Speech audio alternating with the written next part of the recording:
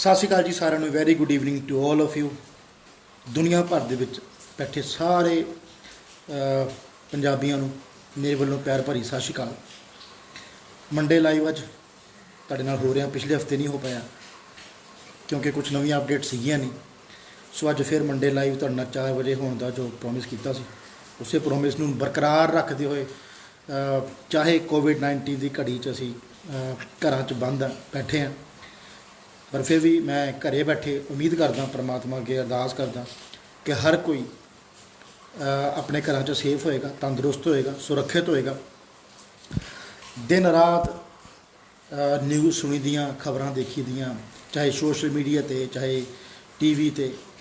Corona ਕੋਵਿਡ-19 ਇੰਨੇ ਕੁ ਜ਼ਿਆਦਾ ਮਤਲਬ ਇਹ ਵਰਡ ਨੇ ਦਿਮਾਗ 'ਤੇ, ਕੰਨਾਂ 'ਚ, ਦਿਲ 'ਚ ਅਸਰ ਕਰਤਾ ਕਿ ਦਹਿਸ਼ਤ ਪੈਦਾ ਕਰ ਦਿੱਤੀ ਹੋਈ ਹਰ ਇੱਕ ਬੰਦੇ ਦੇ ਮਨ ਵਿੱਚ, ਜੋ ਕਿ ਹੋਣੀ ਕਿਤੇ ਨਾ ਕਿਤੇ ਜਾਇਜ਼ ਵੀ ਹੈ। ਕਿਉਂਕਿ ਅੱਜ ਮੇਰੀ ਜ਼ਿੰਦਗੀ ਦੇ ਵਿੱਚ ਬਹੁਤੇ ਜ਼ਿੰਦਗੀ ਦਾ ਪਹਿਲਾ ਤਜਰਬਾ ਹੋਏਗਾ। ਮੇਰੀ ਆਪਣੀ ਜ਼ਿੰਦਗੀ ਦਾ ਪਹਿਲਾ ਤਜਰਬਾ ਹੈ ਕਿ ਅੱਜ 20 ਅਪ੍ਰੈਲ ਹੋ ਗਈ ਹੈ ਔਰ ਦਫ਼ਤਰ ਬੰਦ ਹੋਏ ਨੂੰ ਪੂਰਾ 1 ਮਹੀਨਾ ਹੋ ਚੁੱਕਿਆ ਹੈ। ਕਿਉਂਕਿ 20 ਤਰੀਕ ਨੂੰ ਲਾਸਟ ਦਫ਼ਤਰ ਖੁੱਲ੍ਹਿਆ ਸੀ, 20 ਮਾਰਚ ਨੂੰ। 21 ਤੋਂ ਸਾਡੇ ਆਫਿਸ ਬੰਦ ਸੀਗੇ, 22 ਤੋਂ ਵੈਸੇ ਪ੍ਰਧਾਨ ਮੰਤਰੀ ਸਾਹਿਬ ਨੇ ਬੰਦ ਦਾ ਜਿਹੜਾ ਐਲਾਨ ਕੀਤਾ ਸੀ 1 ਦਿਨ ਦਾ। ਸੋ ਵੱਧਦਾ ਅੱਜ ਹੁਣ ਫਿਰ 3 ਮਈ ਤੱਕ ਹੋ ਗਿਆ। ਹਾਲਾਤ ਹਾਲ ਤੱਕ ਕਿਤੇ ਸੁਧਰਦੇ ਨਜ਼ਰ ਨਹੀਂ ਆ ਰਹੇ। ਅਖਬਾਰਾਂ ਪੜ੍ਹੀ ਦੀਆਂ, ਨਿਊਜ਼ ਚੈਨਲ ਸੁਣੀਦੇ ਆ। ਸੋ ਅੱਜ ਦਾ ਇਹ ਲਾਈਵ ਜਿਹੜਾ, ਪਹਿਲੀ ਗੱਲ ਇਹ ਕੋਈ ਕਮਰਸ਼ੀਅਲ ਨਹੀਂ ਹੈ, ਲੋਕਾਂ ਨੂੰ ਬਾਹਰ ਭੇਜਣ ਦੀ ਸਲਾਹ ਦੇਣ ਲਈ ਨਹੀਂ ਹੈ। ਧਿਆਨ ਨਾਲ ਪੂਰਾ ਸੁਣ ਲੈਣਾ, ਉਸ ਤੋਂ ਬਾਅਦ ਆਪਣੇ ਨੈਗੇਟਿਵ ਕਮੈਂਟ ਪਾਉਣਾ। ਨੈਗੇਟਿਵ ਕਮੈਂਟ ਵੀ ਵੈਲਕਮ, ਜੀ ਆਇਆਂ ਨੂੰ। ਜਿੱਥੇ ਸਿੱਕੇ ਦੇ 2 ਪਹਿਲੂ, ਹੈੱਡ ਅਤੇ ਟੇਲ, ਜਿੱਥੇ ਪੋਜ਼ੀਟਿਵ ਗੱਲਾਂ ਉੱਥੇ ਨੈਗੇਟਿਵ ਵੀ ਹੋਣਗੀਆਂ, ਕੋਈ ਫਰਕ ਨਹੀਂ ਪੈਂਦਾ। ਬਟ ਪੂਰਾ ਲਾਈਵ ਸੁਣ ਲਿਓ, ਉਸ ਤੋਂ ਬਾਅਦ ਆਪਣਾ ਵਿਚਾਰ ਰੱਖਿਓ। ਚੰਗੇ ਵਿਚਾਰ ਹਮੇਸ਼ਾ ਆਪਣੇ ਦਿਲ 'ਚ, ਦਿਮਾਗ 'ਚ ਰੱਖਾਂਗਾ, ਤੁਹਾਡੀ ਸਲਾਹ ਨੂੰ ਮੰਨਾਂਗਾ, ਅੱਗੇ ਤੋਂ ਪੇਸ਼ ਕਰਨ ਦੀ ਕੋਸ਼ਿਸ਼ ਕਰਾਂ। ਬਟ ਵੀਡੀਓ ਸੁਣ ਪੂਰੀ ਜ਼ਰੂਰ ਲਿਓ, ਨਹੀਂ ਤਾਂ ਪਹਿਲਾਂ ਹੀ ਮੇਰੀ ਵੀਡੀਓ ਦੇ ਥੱਲੇ ਨੈਗੇਟਿਵ ਕਮੈਂਟ ਪੈਣੇ ਜ਼ਰੂਰ ਸ਼ੁਰੂ ਹੋ ਜਾਣੇ ਆ। ਲਓ ਜੀ, ਆ ਗਈ ਏਜੰਟਾਂ ਨੂੰ ਪੈਸੇ ਕਮਾਉਣ ਦੀ ਫਿਰ ਅਕਲ, ਜਾਂ ਫਿਰ ਇਹਨਾਂ ਨੇ ਤਾਂ ਪੈਸੇ ਕਮਾਉਣ ਦੀ ਪਈ ਆ, ਫਲਾਣਾ ਢੀਂਗਾ। ਮੈਂ ਵਿਚਾਰੇ ਕਿਸੇ ਕੰਸਲਟੈਂਟ ਦਾ ਪ੍ਰੋਗਰਾਮ ਦੇਖ ਰਿਹਾ ਸੀ ਕਿਸੇ ਚੈਨਲ 'ਤੇ, ਚਲੋ ਆਪਣੇ ਸੱਜਣ ਮਿੱਤਰ ਵੀ ਆ। ਪੂਰੇ 28 ਮਿੰਟ ਦੇ ਪ੍ਰੋਗਰਾਮ 'ਚ ਉਸ ਬੰਦੇ ਨੇ ਕਿਤੇ ਵੀ ਬਾਹਰ ਜਾਣ ਦੀ ਗੱਲ ਨਹੀਂ ਕੀਤੀ ਵੀ ਚਲੋ ਕੈਨੇਡਾ, ਚਲੋ ਅਮਰੀਕਾ, ਚਲੋ ਆਸਟ੍ਰੇਲੀਆ, ਉਹਨੇ ਜਾਣ ਦੀ ਗੱਲ ਨਹੀਂ ਕੀਤੀ। ਉਹਨੇ ਇਹ ਕਿਹਾ ਵੀ ਆਹ ਸਾਰਾ ਸਾਲ ਲੈ ਮਤਲਬ ਕੋਈ ਜਾਣ ਦਾ ਸਹੀ ਸਮਾਂ ਨਹੀਂ ਹੈਗਾ। ਬਟ ਫਿਰ ਵੀ ਘੱਟੋ ਘੱਟ ਥੱਲੇ 50-60 ਕਮੈਂਟ ਸੀਗੇ, ਜਿਨ੍ਹਾਂ 'ਚੋਂ 45-50 ਮਤਲਬ ਲਗਭਗ 70% ਕਮੈਂਟਸ ਉਸ ਵੀਡੀਓ ਥੱਲੇ ਫਿਰ ਵੀ ਨੈਗੇਟਿਵ ਸੀ। ਹਾਲਾਂਕਿ ਉਸ 28 ਮਿੰਟ ਦੀ ਵੀਡੀਓ 'ਚ ਮੈਂ 28 ਸੈਕਿੰਡ ਵੀ ਕੋਈ ਬਾਹਰ ਜਾਣ ਬਾਰੇ ਜਾਂ ਕੋਈ ਕਮਰਸ਼ੀਅਲ ਗੱਲ ਕਰਦੇ ਮੈਂ ਨਹੀਂ ਸੁਣਿਆ। ਚਲੋ ਖੈਰ, ਲੋਕਾਂ ਦੀ ਸੋਚ ਹੈ, ਪਰਮਾਤਮਾ ਨੇ ਹਰ ਇੱਕ ਨੂੰ ਬੁੱਧੀ ਦਿਮਾਗ ਬਖਸ਼ਿਆ। ਕਿਸੇ ਨੇ ਕਿੱਦਾਂ ਚਲਾਉਣਾ ਉਸ ਬੰਦੇ 'ਤੇ ਡਿਪੈਂਡ ਕਰਦਾ। ਅੱਜ ਦੀ ਜਿਹੜਾ ਇਹ ਲਾਈਵ ਸੈਸ਼ਨ ਹੈ, ਇਹ ਬੱਚਿਆਂ ਨੂੰ ਬਾਹਰ ਭੇਜਣ ਲਈ ਨਹੀਂ ਆ, ਇਹ ਇੱਕ ਕਰੰਟ ਸਿਨੈਰੀਓ ਦੱਸਣ ਲਈ ਹੈ। ਵੈਸੇ ਤਾਂ ਤੁਸੀਂ ਸਾਰੇ ਬੜੇ ਸਿਆਣੇ ਹੋ, TV 'ਚ, ਅਖਬਾਰਾਂ 'ਚ, ਸੋਸ਼ਲ ਮੀਡੀਆ 'ਤੇ ਬੇਸ਼ੱਕ ਵੇਖ ਹੀ ਰਹੋ ਪਿਕਚਰ ਕੀ ਹੈ। ਬਟ ਫਿਰ ਵੀ ਜੋ ਮੇਰੇ ਆਪਣੇ ਤਜਰਬੇ ਨੇ, ਅੱਜ ਦੀ ਇਹ ਵੀਡੀਓ ਵਿੱਚ ਮੈਂ ਕਿਸੇ ਦਾ ਦਿਮਾਗ ਜਾਂ ਕਿਸੇ ਦੇ ਕੋਈ ਬਿਆਨ ਨਹੀਂ ਸਾਬਤ ਕਰ ਰਿਹਾ, ਆਪਣਾ ਤਜਰਬਾ ਤੁਹਾਡੇ ਨਾਲ ਸ਼ੇਅਰ ਕਰ ਰਿਹਾ। ਜੋ ਮੇਰਾ ਆਪਣਾ ਤਜਰਬਾ ਹੈ, ਜੋ ਮੇਰੀ ਆਪਣੀ ਨੌਲੇਜ ਹੈ, ਜੋ ਮੇਰੀ ਆਪਣੀ ਐਜੂਕੇਸ਼ਨ ਆ, ਜਾਂ ਮੇਰਾ ਜੋ ਤਜਰਬਾ, ਜੋ ਮੇਰਾ ਦਿਮਾਗ ਕਹਿੰਦਾ, ਉਹ ਤੁਹਾਡੇ ਨਾਲ ਸ਼ੇਅਰ ਕਰ ਰਿਹਾ ਕਿ ਇਸ ਕੋਵਿਡ-19 ਕਰਕੇ, ਕਰੋਨਾ ਦੀ ਮਾਰ ਕਰਕੇ ਇੰਟਰਨੈਸ਼ਨਲ ਸਟੂਡੈਂਟ 'ਤੇ ਕੀ ਫਰਕ ਪਏਗਾ, ਇਮੀਗ੍ਰੇਸ਼ਨ ਇੰਡਸਟਰੀ ਦਾ ਜਿਹਦਾ ਮੈਂ ਹਿੱਸਾ, ਜੋ ਮੇਰੀ ਬ੍ਰੈਡ ਐਂਡ ਬਟਰ ਹੈ, ਉਹਦੇ 'ਤੇ ਕੀ ਫਰਕ ਪਏਗਾ। ਨਾਲ ਇਹ ਵੀ ਗੱਲ ਕਰਾਂਗੇ ਕਿ ਹੋਰ ਇੰਡਸਟਰੀ 'ਤੇ ਕੀ ਫਰਕ ਪਏਗਾ। ਸੋ ਗੱਲ ਕਰ ਰਹੇ ਸੀ ਕਿ ਪਿਛਲੇ 1 ਮਹੀਨੇ ਤੋਂ, ਫਿਰ ਵੀ ਜਦ ਤੁਹਾਡਾ ਕੋਈ ਸਵਾਲ ਹੋਵੇ ਇਸ ਚੀਜ਼ ਨੂੰ ਛੱਡ ਕੇ ਕਿ ਆਫਰ ਲੈਟਰ ਕਦੋਂ ਆਊਗੀ, ਵੀਜ਼ਾ ਕਦੋਂ ਲੱਗੂਗਾ, ਕੋਈ ਹੋਰ ਤੁਹਾਡਾ ਸਵਾਲ ਹੋਵੇ ਤਾਂ ਜ਼ਰੂਰ ਮੈਨੂੰ ਪੁੱਛ ਸਕਦੇ ਹੋ ਕਿ ਆਫਰ ਲੈਟਰਾਂ ਆ ਰਹੀਆਂ ਨੇ ਸਾਰਿਆਂ ਦੀਆਂ। ਪਰ ਆਫਰ ਲੈਟਰ ਨੂੰ ਚੱਟਣਾ ਜਦੋਂ ਆਪਾਂ ਜਾ ਹੀ ਨਹੀਂ ਪਾਵਾਂਗੇ। ਠੀਕ ਆ, ਅਸੀਂ ਵੀ ਆਨਲਾਈਨ ਅਪਲਾਈ ਕਰਨ ਦੀ ਬੜੀ ਪਹਿਲਾਂ ਤੋਂ ਸ਼ੁਰੂਆਤ ਕਰ ਚੁੱਕੇ ਸੀ। ਅੱਜ ਸਾਨੂੰ ਵੇਖੀ ਹੋਰ ਕਈ ਕੰਪਨੀਆਂ ਨੇ, ਤਕਰੀਬਨ 30-35 ਕੰਪਨੀਆਂ ਮੈਂ ਵੇਖ ਰਿਹਾ ਅਲੱਗ-ਅਲੱਗ ਆਨਲਾਈਨ ਚੈਨਲਾਂ 'ਤੇ, ਆਨਲਾਈਨ ਫੇਸਬੁੱਕ, YouTube 'ਤੇ ਬੜੀ ਮਸ਼ਹੂਰੀ ਕਰਨੀਆਂ ਸ਼ੁਰੂ ਕਰਦੀਆਂ ਨੇ। ਸ਼ੁਰੂਆਤੀ ਦੌਰ 'ਚ ਸਿਰਫ ਅਸੀਂ ਲੋਕਾਂ ਨੇ ਸ਼ੁਰੂ ਕੀਤੀ ਸੀ, ਮੈਂ ਤੇ ਇੱਕ ਹੋਰ ਕੰਪਨੀ ਨੇ। ਅਤੇ ਉਦੋਂ ਕਈ ਲੋਕਾਂ ਨੇ ਇਤਰਾਜ਼ ਵੀ ਜਤਾਇਆ ਸੀ ਕਿ ਆਨਲਾਈਨ ਅਪਲਾਈ ਕਰਨ ਲਈ ਠੱਗੀ ਹੈ, ਫਲਾਣਾ ਢੀਂਗਾ ਹੈ, ਗਲਤ ਹੈ, ਨਹੀਂ ਅਪਲਾਈ ਹੁੰਦਾ। ਚਲੋ ਅੱਜ ਲੋਕਾਂ ਨੂੰ ਸਮਝ ਆਉਣੀ ਸ਼ੁਰੂ ਹੋ ਗਈ, ਮੇਰੇ ਕੰਸਲਟੈਂਟ ਭਰਾਵਾਂ ਨੂੰ। ਅੱਜ ਉਹਨਾਂ ਨੇ ਵੀ ਆਨਲਾਈਨ ਅਪਲਾਈ ਕਰਨ ਦੀ ਮਸ਼ਹੂਰੀ ਦੇਣੀ ਸ਼ੁਰੂ ਕਰਤੀ, ਚੰਗੀ ਗੱਲ। ਸੋ ਮੈਂ ਕਿਸੇ ਨੂੰ ਇਸ ਵੀਡੀਓ 'ਚ ਨਾ ਕੋਸਣਾ, ਨਾ ਕਿਸੇ ਦਾ ਤਵਾ ਲਾਉਣਾ, ਸਿਰਫ ਆਪਣੇ ਤਜਰਬੇ ਸ਼ੇਅਰ ਕਰਨੇ ਕਿ ਆਨਲਾਈਨ ਅਪਲਾਈ ਤਾਂ ਜ਼ਰੂਰ ਕਰ ਸਕਦੇ ਹੋ, ਬਟ ਕੀ ਵਾਕਈ ਹਾਲੇ ਇੱਕ ਬੱਚੇ ਨੂੰ ਬਾਹਰ ਜਾਣਾ ਚਾਹੀਦਾ? ਉਹ ਅੱਜ ਮੇਰੀ ਇਸ ਵੀਡੀਓ ਦਾ ਮਕਸਦ ਰਹੇਗਾ। ਕਰੋਨਾ ਕਰਕੇ ਪੂਰੀ ਦੁਨੀਆ ਪ੍ਰਭਾਵਿਤ ਹੈ। ਮੈਂ ਅੰਕੜੇ ਪੜ੍ਹ ਰਿਹਾ ਸੀ, ਪੂਰੀ ਦੁਨੀਆ ਦੇ ਵਿੱਚ ਤਕਰੀਬਨ 23,87,000 ਕੇਸ ਆ ਚੁੱਕੇ ਆ।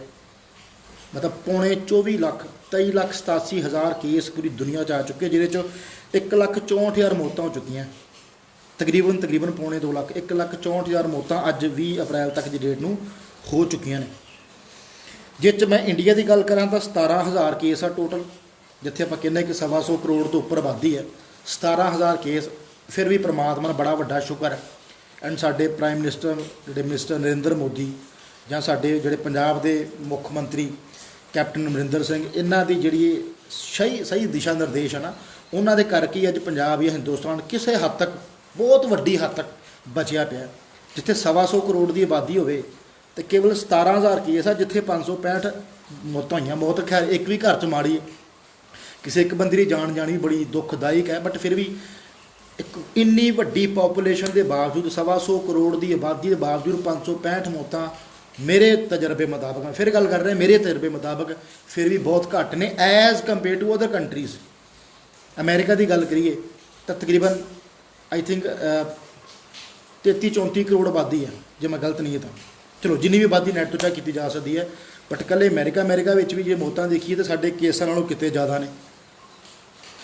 ਜੇ ਮੈਂ ਪੰਜਾਬ ਦੀ ਗੱਲ ਕਰਾਂ, ਜਿੱਥੇ 2.5 ਜਿੰਨੀ ਕੁ ਆਬਾਦੀ ਹੈ, ਕਹੀਏ 244 ਕੇਸਿਸ ਆ ਟੋਟਲ, 16 ਮੌਤਾਂ ਕੱਲ੍ਹ ਤੱਕ ਹੋ ਚੁੱਕੀਆਂ ਸੀ। ਸੋ ਦੁਨੀਆ ਭਰ ਦੇ ਜੇ ਅੰਕੜੇ ਵੇਖੀਏ, ਇੰਡੀਆ ਦੂਜੇ ਨੰਬਰ 'ਤੇ ਆਉਂਦਾ ਪਾਪੂਲੇਸ਼ਨ ਵਾਈਜ਼। ਅਮਰੀਕਾ ਕਿਤੇ ਜ਼ਿਆਦਾ ਪਿੱਛੇ ਹੈ, ਇੰਗਲੈਂਡ ਕਿਤੇ ਜ਼ਿਆਦਾ ਪਿੱਛੇ ਹੈ, ਇਟਲੀ, ਸਪੇਨ, ਜਿੱਥੇ ਬਹੁਤ ਵੱਡੀ ਗਿਣਤੀ 'ਚ ਮੌਤਾਂ ਹੋਈਆਂ, ਬਹੁਤ ਜ਼ਿਆਦਾ ਉਹਨਾਂ ਨਾਲੋਂ, ਮਤਲਬ ਇੰਡੀਆ ਦੀ ਪਾਪੂਲੇਸ਼ਨ ਬਹੁਤ ਜ਼ਿਆਦਾ ਹੈ, ਬਟ ਫਿਰ ਵੀ ਇੰਨੀ ਵੱਡੀ ਆਬਾਦੀ ਦੇ ਬਾਵਜੂਦ ਵੀ ਕੇਵਲ 565 ਮੌਤਾਂ ਤੇ 17,000 ਕੇਸ ਹੁਣ ਤੱਕ ਹਿੰਦੁਸਤਾਨ 'ਚ ਆਏ ਹੈ। ਸੋਚ ਕੇ ਦੇਖੋ, ਜੇ ਸਾਡੇ ਪ੍ਰਧਾਨ ਮੰਤਰੀ ਸਾਹਿਬ ਨੇ ਜਾਂ CM ਸਾਹਿਬ ਨੇ, ਜਿਹੜੇ ਆਪਣੇ ਪੰਜਾਬ ਦੇ ਕੈਪਟਨ ਅਮਰਿੰਦਰ ਸਿੰਘ, ਉਹਨਾਂ ਨੇ ਸਹੀ ਮੌਕੇ ਲੋਕਡਾਊਨ ਦਾ ਫੈਸਲਾ ਨਾ ਲਿਆ ਹੁੰਦਾ ਤੇ ਅੱਜ ਇੱਥੇ ਮੌਤਾਂ ਦਾ ਗਿਣਤੀ ਦਾ ਬੰਜ਼ਰ ਸੋਚਣਾ ਵੀ ਪਾਪ ਸੀਗਾ, ਸੋਚਣਾ ਵੀ ਇੰਨਾ ਦਰਦਨਾਕ ਹੋ ਸਕਦਾ ਸੀ। ਇੱਕ ਛੋਟੇ ਜਿਹੇ ਮੁਲਕ, ਜੇ ਮੈਂ ਇੰਗਲੈਂਡ ਦੀ ਗੱਲ ਕਰਾਂ, ਜਿਹਦੀ ਆਈ ਥਿੰਕ ਪੰਜਾਬ ਜਿੰਨੀ ਆਬਾਦੀ ਹੈ, 33 ਕਰੋੜ ਆਬਾਦੀ ਹੈ। US ਦੀ ਆਬਾਦੀ ਆਈ ਥਿੰਕ ਜ਼ਿਆਦਾ, ਮੈਂ ਗਲਤ ਕਹਿ ਗਿਆ, 33 ਕਰੋੜ ਲਗਭਗ ਮੇਰੇ ਖਿਆਲ ਆਬਾਦੀ UK ਦੀ ਹੈ। ਉੱਥੇ 14-15 ਹਜ਼ਾਰ ਮੌਤਾਂ ਹੋ ਚੁੱਕੀਆਂ ਨੇ। ਛੋਟਾ ਜਿਹਾ ਮੁਲਕ ਹੈ, ਹਾਲੇ ਕਿ ਜਿੱਥੇ ਦੁਨੀਆ ਦੀਆਂ ਬਿਹਤਰੀਨ ਮੈਡੀਕਲ ਸੇਵਾਵਾਂ ਨੇ, ਜਿੱਥੇ ਦੁਨੀਆ ਦੇ ਬਿਹਤਰੀਨ ਡਾਕਟਰ ਨੇ। ਇਟਲੀ ਦੀ ਗੱਲ ਕਰਾਂ, ਸਪੇਨ ਦੀ ਗੱਲ ਕਰਾਂ, ਅਮਰੀਕਾ ਦੀ ਗੱਲ ਕਰਾਂ, ਵਰਲਡ ਪਾਵਰ ਹੈ, ਜਿੱਥੇ ਬਿਹਤਰੀਨ ਮੈਡੀਕਲ ਸੇਵਾਵਾਂ ਨੇ, ਡਾਕਟਰਾਂ ਦੀਆਂ ਸੇਵਾਵਾਂ ਨੇ, ਫਿਰ ਵੀ ਉੱਥੇ ਇੰਨੀ ਵੱਡੀ ਗਿਣਤੀ 'ਚ ਮੌਤਾਂ ਹੋ ਰਹੀਆਂ। ਜੇ ਉਸ ਮਾਮਲੇ ਨੂੰ ਲੈ ਕੇ ਹਿੰਦੁਸਤਾਨ ਜਾਂ ਇੰਡੀਆ ਨਾਲ ਕੰਪੇਅਰ ਕੀਤਾ ਜਾਵੇ ਤਾਂ ਪਰਮਾਤਮਾ ਦਾ ਬੜਾ ਵੱਡਾ ਸ਼ੁਕਰ ਹੈ। ਮੈਂ ਅੱਗੇ ਵੀ 2-4 ਵੀਡੀਓਜ਼ ਵਿੱਚ ਬੋਲਿਆ ਕਿ ਜਿਹੜਾ ਹਿੰਦੁਸਤਾਨ ਹੈ, ਇਹ ਪੀਰਾਂ ਪੈਗੰਬਰਾਂ ਦੀ ਧਰਤੀ ਹੈ, ਬਾਬੇ ਨਾਨਕ ਦੀ ਧਰਤੀ ਹੈ, ਦੇਵੀ ਦੇਵਤਿਆਂ ਦੀ ਧਰਤੀ ਹੈ। ਲੋਕ ਮੰਦਿਰਾਂ 'ਚ, ਗੁਰਦੁਆਰਿਆਂ 'ਚ, ਮਸਜਿਦਾਂ 'ਚ ਜਾਂ ਚਰਚ 'ਚ ਜਾ ਕੇ ਅਰਦਾਸਾਂ ਕਰਦੇ ਨੇ, ਆਪਣੇ ਪਰਮਾਤਮਾ ਨੂੰ, ਆਪਣੇ ਰੱਬ ਨੂੰ ਧਿਆਉਂਦੇ ਨੇ। ਸ਼ਾਇਦ ਕਿਤੇ ਨਾ ਕਿਤੇ ਉਹਨਾਂ ਦੀ ਦੁਆਵਾਂ ਕਰਕੇ ਇਹ ਕਰੋਨਾ ਦੀ ਜਿਹੜੀ ਮਾਰ ਹੈ, ਜਿਹੜਾ ਨੁਕਸਾਨ ਹੈ, ਬਾਕੀ ਮੁਲਕਾਂ ਮੁਕਾਬਲੇ ਹਿੰਦੁਸਤਾਨ 'ਚ ਬਹੁਤ ਘੱਟ ਹੈ। ਅਤੇ ਉਮੀਦ ਕਰਦਾ, ਆਪਣੇ ਪਰਮਾਤਮਾ ਅੱਗੇ ਅਰਦਾਸ ਕਰਦਾ ਕਿ ਇਹ ਨੁਕਸਾਨ, ਜਿੱਥੇ ਲੋਕਡਾਊਨ 3 ਮਈ ਤੱਕ, ਮੈਂ ਕਹਿੰਦਾ ਭਾਵੇਂ ਕੱਲ੍ਹ ਹੀ ਬੰਦ ਹੋ ਜਾਵੇ। ਸੋ ਮੇਰੀ ਅਰਦਾਸ ਹਮੇਸ਼ਾ ਉਸ ਸੱਚੇ ਪਾਤਸ਼ਾਹ, ਉਸ ਪਰਮਾਤਮਾ ਅੱਗੇ ਕਿ ਇਹ ਜਿਹੜੀ ਦੁੱਖ ਦੀ ਘੜੀ ਹੈ, ਜਿਹੜੀ ਮਹਾਂਮਾਰੀ ਹੈ, ਇਹ ਬਹੁਤ ਜਲਦੀ ਖਤਮ ਹੋਵੇ ਅਤੇ ਦੁਨੀਆ ਫਿਰ ਆਪਣੀ ਉਸੇ ਚਾਲ 'ਤੇ, ਉਸੇ ਫਿਰ ਵਾਪਸ ਲੀਹ 'ਤੇ ਆਵੇ ਜਿੱਥੇ ਆਉਣੀ ਚਾਹੀਦੀ ਹੈ। ਪਰ ਜਿਹੜਾ ਮੇਰਾ ਆਪਣਾ ਤਜਰਬਾ ਕਹਿੰਦਾ ਨਾ, ਕਰੋਨਾ ਦੇ ਜਦੋਂ ਆ ਲੋਕਡਾਊਨ ਖੁੱਲ੍ਹਣ ਤੋਂ ਬਾਅਦ, ਜਦੋਂ ਵੀ ਖੁੱਲ੍ਹੇਗਾ, ਜਦੋਂ ਵੀ ਸਰਕਾਰਾਂ ਨੇ ਸਹੀ ਸਮਾਂ ਵੇਖਿਆ ਖੁੱਲ੍ਹੇਗਾ, ਫਿਲਹਾਲ 23 ਮਈ ਤੱਕ ਦਾ, 3 ਮਈ ਤੱਕ ਦਾ ਜਿਹੜਾ ਲੋਕਡਾਊਨ ਦਾ ਸਮਾਂ ਹੈ, 4 ਮਈ ਨੂੰ ਖੁੱਲ੍ਹਣ ਦੀ ਸੰਭਾਵਨਾ ਵਾ, ਜੇ ਕੇਸਿਸ ਹੋਰ ਨਾ ਵਧੇ ਅੱਗੇ। ਉਸ ਤੋਂ ਬਾਅਦ ਸਰਕਾਰਾਂ ਦੇ ਮਾਮਲੇ ਨੇ ਕਿ ਅੱਗੇ ਵਧਾਉਣਾ ਜਾਂ ਨਹੀਂ ਵਧਾਉਣਾ, ਇਹ ਸਰਕਾਰਾਂ ਦੱਸਣਗੀਆਂ। ਬਟ ਜਦੋਂ ਵੀ ਲੋਕਡਾਊਨ ਖੁੱਲ੍ਹੇਗਾ, ਇੱਕ ਨਵੇਂ ਜੱਗ ਦੀ, ਇੱਕ ਨਵੀਂ ਦੁਨੀਆ ਦੀ ਸ਼ੁਰੂਆਤ ਹੋਣੀ। ਆਪਾਂ ਕੰਪੇਅਰ ਕਰਕੇ ਵੇਖੀ, ਜਦੋਂ ਵਿਆਹ ਕਰਨ ਤੋਂ ਬਾਅਦ ਆਪਣੇ ਸਹੁਰੇ ਪਰਿਵਾਰ 'ਚ ਨਵੀਂ ਜ਼ਿੰਦਗੀ ਕੱਟਣ ਜਾਂਦੀ, ਉਹਦਾ ਨਵਾਂ ਜਨਮ ਹੁੰਦਾ। ਇੱਕ ਲੜਕੀ ਜਿਹਨੇ 20-22 ਸਾਲ, 24 ਸਾਲ, 25 ਸਾਲ ਆਪਣੇ ਮਾਂ ਪਿਓ ਦੇ ਘਰ 'ਚ ਗੁਜ਼ਾਰੇ ਹੁੰਦੇ ਨੇ, ਜਦੋਂ ਉਹਦਾ ਵਿਆਹ ਹੁੰਦਾ, ਮੈਰਿਜ ਹੁੰਦੀ ਹੈ, ਉਹ ਆਪਣੇ ਇੱਕ ਸਹੁਰੇ ਪਰਿਵਾਰ ਦੇ ਘਰ 'ਚ ਜਦੋਂ ਜਾਂਦੀ ਹੈ, ਇੱਕ ਨਵੀਂ ਲਾਈਫ ਦੀ ਸ਼ੁਰੂਆਤ ਹੁੰਦੀ ਹੈ, ਇੱਕ ਨਵੀਂ ਜ਼ਿੰਦਗੀ ਦੀ ਸ਼ੁਰੂਆਤ ਹੁੰਦੀ ਹੈ। ਉਸੇ ਤਰ੍ਹਾਂ ਮੈਂ ਇੱਕ ਕੰਪੇਅਰ ਕਰਕੇ ਇੱਕਦਮ ਸਮਝਾਉਣ ਦੀ ਕੋਸ਼ਿਸ਼ ਕਰ ਰਿਹਾ, ਉਸੇ ਤਰ੍ਹਾਂ ਜਦੋਂ ਇਸ ਲੋਕਡਾਊਨ ਤੋਂ ਬਾਅਦ ਜਦੋਂ ਨਵੇਂ ਸਿਰ ਤੋਂ ਫਿਰ ਦੁਨੀਆ ਦੀ ਇੱਕ ਨਵੇਂ ਸਿਰ ਤੋਂ ਸ਼ੁਰੂਆਤ ਹੋਣੀ ਹੈ। ਵੀ ਕੱਲ੍ਹ ਕਿਸੇ ਦੋਸਤ ਨਾਲ ਗੱਲ ਹੋ ਰਹੀ ਸੀ, ਕਹਿ ਰਿਹਾ ਸੀ ਕਿ ਲਗਭਗ ਰਾਈ ਸਾਹਿਬ 50% ਤੱਕ ਲੋਕਾਂ ਨੂੰ ਜੀਵਨ ਜਾਂਚ ਦੀ ਅਕਲ ਆ ਜਾਣੀ ਹੈ। ਅੱਜ ਅਸੀਂ ਵੱਡੀ ਨੂੰ ਪੈ ਕੇ ਨਾ ਨਕਲ ਕਰਨ ਦੇ ਲਾਲਚ ਨੂੰ, ਜਾਂ ਉਹਦਾ ਵੱਡਾ ਘਰ ਤੇ ਮੇਰਾ ਵੱਡਾ ਘਰ ਕਿਉਂ ਨਹੀਂ, ਉਹਦੀ ਵੱਡੀ ਗੱਡੀ ਤੇ ਮੇਰੀ ਵੱਡੀ ਗੱਡੀ ਕਿਉਂ ਨਹੀਂ, ਉਹਦੇ ਬੈਂਕ 'ਚ ਲੱਖ ਰੁਪਈਆ ਤੇ ਮੇਰੇ 'ਚ 2 ਲੱਖ ਕਿਉਂ ਨਹੀਂ, ਆਪਾਂ ਆਪਣੇ ਬੈਂਕ ਬੈਲੈਂਸ ਦੀਆਂ ਜ਼ੀਰੋ ਵਧਾਉਣ ਦੇ ਚੱਕਰ 'ਚ, ਸ਼ੋਸ਼ੇਬਾਜ਼ੀਆਂ ਚੱਕਰ 'ਚ, ਵਿਖਾਵੇ ਦੇ ਚੱਕਰ 'ਚ ਜ਼ਿੰਦਗੀ ਦੇ ਅਸਲੀ ਮਾਇਨੇ ਭੁੱਲ ਚੁੱਕੇ ਹਾਂ, ਇਨਕਲੂਡਿੰਗ ਮੀ, ਮੇਰੇ ਵਰਗਾ ਬੰਦਾ ਵੀ। ਮਤਲਬ 1 ਤੋਂ 10, 10 ਤੋਂ 100, 100 ਤੋਂ 1000, 1000 ਤੋਂ 10,000 ਹਰ ਕੋਈ ਬੰਦਾ ਕਰਨ ਦੀ ਕੋਸ਼ਿਸ਼ ਕਰਨ 'ਚ ਰੁੱਝਿਆ ਹੋਇਆ ਸੀਗਾ। बट जिहड़ा ये पिछले 1 महीने का लॉकडाउन ना घर च बैठ के जिहड़ी इन्हें अकल सिखा देनी दुनिया नूं, मैनूं लगदा शायद किसी कापी किताब किसी पढ़ाई किसी यूनीवर्सिटी किसी कॉलेज ने नहीं सिखाउणी। बड़ा वड्डा तजर्बा, बड़ी वड्डी सिख, बड़ा वड्डा लैसन इस लॉकडाउन दे जाना कि जिंदगी की असल च जीवन जाच है कि बेसिक नीड एक बंदे की है कि एक एवरेज बेस से 10,000 तो लैके 20,000 तक महीने का तुसीं अगर राशन पाउंदे हो ना अपने घर ग्रोसरी, मैं चंगे वड्डे परिवार की गल करदा जिथे 5-7 मैंबर चंगे वधिया खाना खांदे ने, ग्रोसरी 15 तो लैके 20,000 तो वध महीने का राशन नहीं हुंदा। फिर भी असीं लखां करोड़ां रुपए कमाउण के चक्कर च अपने परिवार अपनी असली जीवन अपनी हैल्थ नूं भुल्ली फिरदे हैं। किसी बंदे ने गल हो रही सी मेरी, कहंदा कि जदों दफ्तरां च जाईदा सी कामां कारां ते इन्नी क भज्जो नट्ठ च जिंदगी चल रही सी कि कदे 3 टाइम खाना खाधा ही नहीं सीगा। कदी दोपहर का लंच मिस हुंदा सी, कदी सवेर का नाश्ता मिस हुंदा सी, कदी रात का डिनर मिस हुंदा सी, कदी 3 टाइम का खाना खाते नहीं। जो लॉकडाउन करके घरे बैठे हैं 3 छड्ड के 4-4 टाइम भी खाना खा रहे हैं। असल च बंदा हैल्थ वाल ध्यान दे रहा, घरे बैठ के बंदा वध तो वध एक्सरसाइज कर रहा, घरे बैठ के कोई योगा कर रहा, घरे बैठ के कोई अपने अपने तरीके नाल अपनी बॉडी का अपने शरीर का मतलब वर्कआउट कर रहा। सो ये कुदरत नाल जो छेड़छाड़ करेगी, साइंस जिथे मर्जी वड्डी तरक्की कर जाए, पर जो कुदरत नाल नेचर नाल छेड़छाड़ करांगे तो किते ना किते नेचर ने सबक सिखाना सी। मेरी अपनी जिंदगी का अज मेरी 38 साल उम्र हो चुकी, तो मेरा अपने तजर्बे में मैं नहीं कभी जिंदगी च वेख्या कि इन्ना लंबा समा कभी कोई दुनिया रुक गई होवे। सुपने च नहीं कभी सोचा सी कि कभी पूरे तो पूरे एयरलाइन पूरे पूरे हवाई जहाज़ किते खड़े होणगे, कभी सोचा नहीं सी। गड्डियां कारां ट्रक हर थां आवाजाही के साधन अपने अपने थावां ते खड़े होणगे, सड़कां खाली होणगियां, कभी सोचा नहीं सीगा। सोच के देखो, बड़े सूझवान हो सारे। इस समय लगभग 80 जने वीडियो देख रहे। कैंडी जी गल्लां चंगियां लगन शेयर जरूर कर दिओ। बिजनेस टॉक नहीं की, कोई कमर्शियल टॉक नहीं की, सिर्फ एक सोशल टॉक है ताकि लोगों के मन में जिहड़ा डर पै चुका है उन्होंने एक्चुअल तरीके नाल समझा के कढ़िया जा सके कि करोना वायरस तो निकलना किद्दां बाहर। निकलना तो है, अज नहीं 15 दिन नूं, महीने नूं, 2 महीने नूं, जिंदगी फिर दोबारा उस लिए तो आनी तो है, बट रफ्तार किद्दां दी होएगी जिंदगी की, एक नुहार किद्दां दी होएगी, मुहांदरा किद्दां दा होएगा, उहदे बारे सोचने की अज डिस्कशन कर रहे हैं, लाइव कर रहे हैं। सो वीडियो अगे शेयर जरूर कर दिओ अपने दोस्तों मित्रों तक जिहड़े मन च लगता कि चंगियां गल्लां कीतियां जा रही जां चंगी डिस्कशन है। सो प्लीज़ अगे अपने दोस्तों तक भैणां भरावां तक फेसबुक फ्रेंड तक वीडियो शेयर जरूर कर दिओ। जो वीडियो अपलोड करिए उस तो बाद भी शेयर कर दिओ ताकि वध तो लोगों तक इन्फॉर्मेशन पहुँच सके जे तुहानूं गल चंगी लगती है। तो जे नहीं चंगी लगती तो फिर होर जिस पासे अपनी जिंदगी कट रहे सी नैटफ्लिक्स से सीरीज़ वेख के या फिल्मां वेख के या परिवार नाल उस पासे जाओ, फिर फेसबुक पर बैठ के समा खराब ना करो। सो मेरा अज दस्सण का मकसद ये सीगा कि अज एयरलाइन इंडस्ट्री नूं बड़ी वड्डी मार पई है। इमीग्रेशन इंडस्ट्री बारे भी गल करांगा। एयरलाइन इंडस्ट्री जिथे जहाज़ां दे जहाज़ तक खड़े पे है, पिछले इंडिया च पिछले 30 दिन तो पिछले 1 महीने तो 3 हफ्ते तो उपर हो गया कोई फ्लाइट नहीं उड्डी, तो हाले पता नहीं उड्डनी भी कदों। इस तो बाद हॉस्पिटैलिटी इंडस्ट्री, होटल इंडस्ट्री बुरी तरह प्रभावित है। मेरा एक दोस्त है, मैं अपने तजर्बे शेयर कर रहा, उसका जलंधर च 2-3 होटल है, रेस्टोरेंट्स है, क्लब भी है। वो कह रहे भाजी असीं इन्नी कि ज़्यादा पिछले 1 महीने तो या अगले 1 होर महीने तो पता नहीं इन्ना कि डाउन आए ना, असीं काम ही बंद कर देना। क्लब तक बंद करने, होटल तक रेस्टोरेंट तक बंद करने विचार कर रहे। वो सिर्फ एक बंदे की हालात या मैंटैलिटी नहीं, हज़ारां इहो जिहे लोग बिजनेसमैन ने जिन्हां दे खर्चे इन्ने ज़्यादा ने, वो निकल नहीं पाने। और इस रिसैशन तो निकलिया किवें जाएगा, वो बेचारे सोच सोच के डिप्रैशन च जा रहे। एक डॉक्टर मेरा दोस्त है, वो मेरी डिस्कशन हो रही क्योंकि हम विले बैठे सारा दिन घर अलग अलग लोगों को फोन ला के डिस्कशन करी दी ने। एक डॉक्टर है मेरा दोस्त, पिछले दस रहा कि 15 दिन तो वध तो जोड़े मैक्सिमम जोड़े मरीज आए कोरोना के नहीं आए, मेरे को मैक्सिमम जोड़े पेशेंट्स आए वो आए ने जिन्होंने डिप्रैशन हो चुका है, स्ट्रैस जा चुके। कहते ना वड्डे सिर वड्डियां पीड़ा। जो असीं ऑनलाइन अप्लाई करने की गल करते सी, कहते इन्होंने पैसे कमाउण की पई है। यस, सानू पैसे कमाउण की पई है यार। 100 स्टाफ मैंबर मेरे नाल काम करता है जिहड़ा मेरा परिवार का हिस्सा है। जे मेरा अपना परिवार है, जे मेरे बच्चे है, तो उस तरह भी मेरा परिवार है जिन्हों के करके RS ग्लोबल खड़ी हुई है, जिन्हों के करके हज़ारां लोगों को बाहरले मुल्कां जाण दा सुपना जिहड़ा साकार होया, तो भी मेरा परिवार है। मेरा उन्हां प्रति भी फर्ज बनदा उन्होंने तनख्वाहां दित्तियां जाण, उन्हां दीयां बेसिक जिहड़ी नीड्स ने लोड़ां पूरीआं कीतियां जाण। मैं उन्हां एंपलॉयर्स विचों नहीं है कि अपने स्टाफ को कहां जी छुट्टियां ते दफ्तर बंद, अपने घरे बैठो, कोई तनख्वाह नहीं मिलनी, सानूं तनख्वाहां देनियां पैणियां ने, जो देनियां चाहिदियां भी ने। सो ऑफकोर्स साडा सोचना वो सुभाविक सीगा। अज जिहड़ी सोच असीं शुरुआती दौर च रखी सी, अज बाकी लोगों ने रख ली।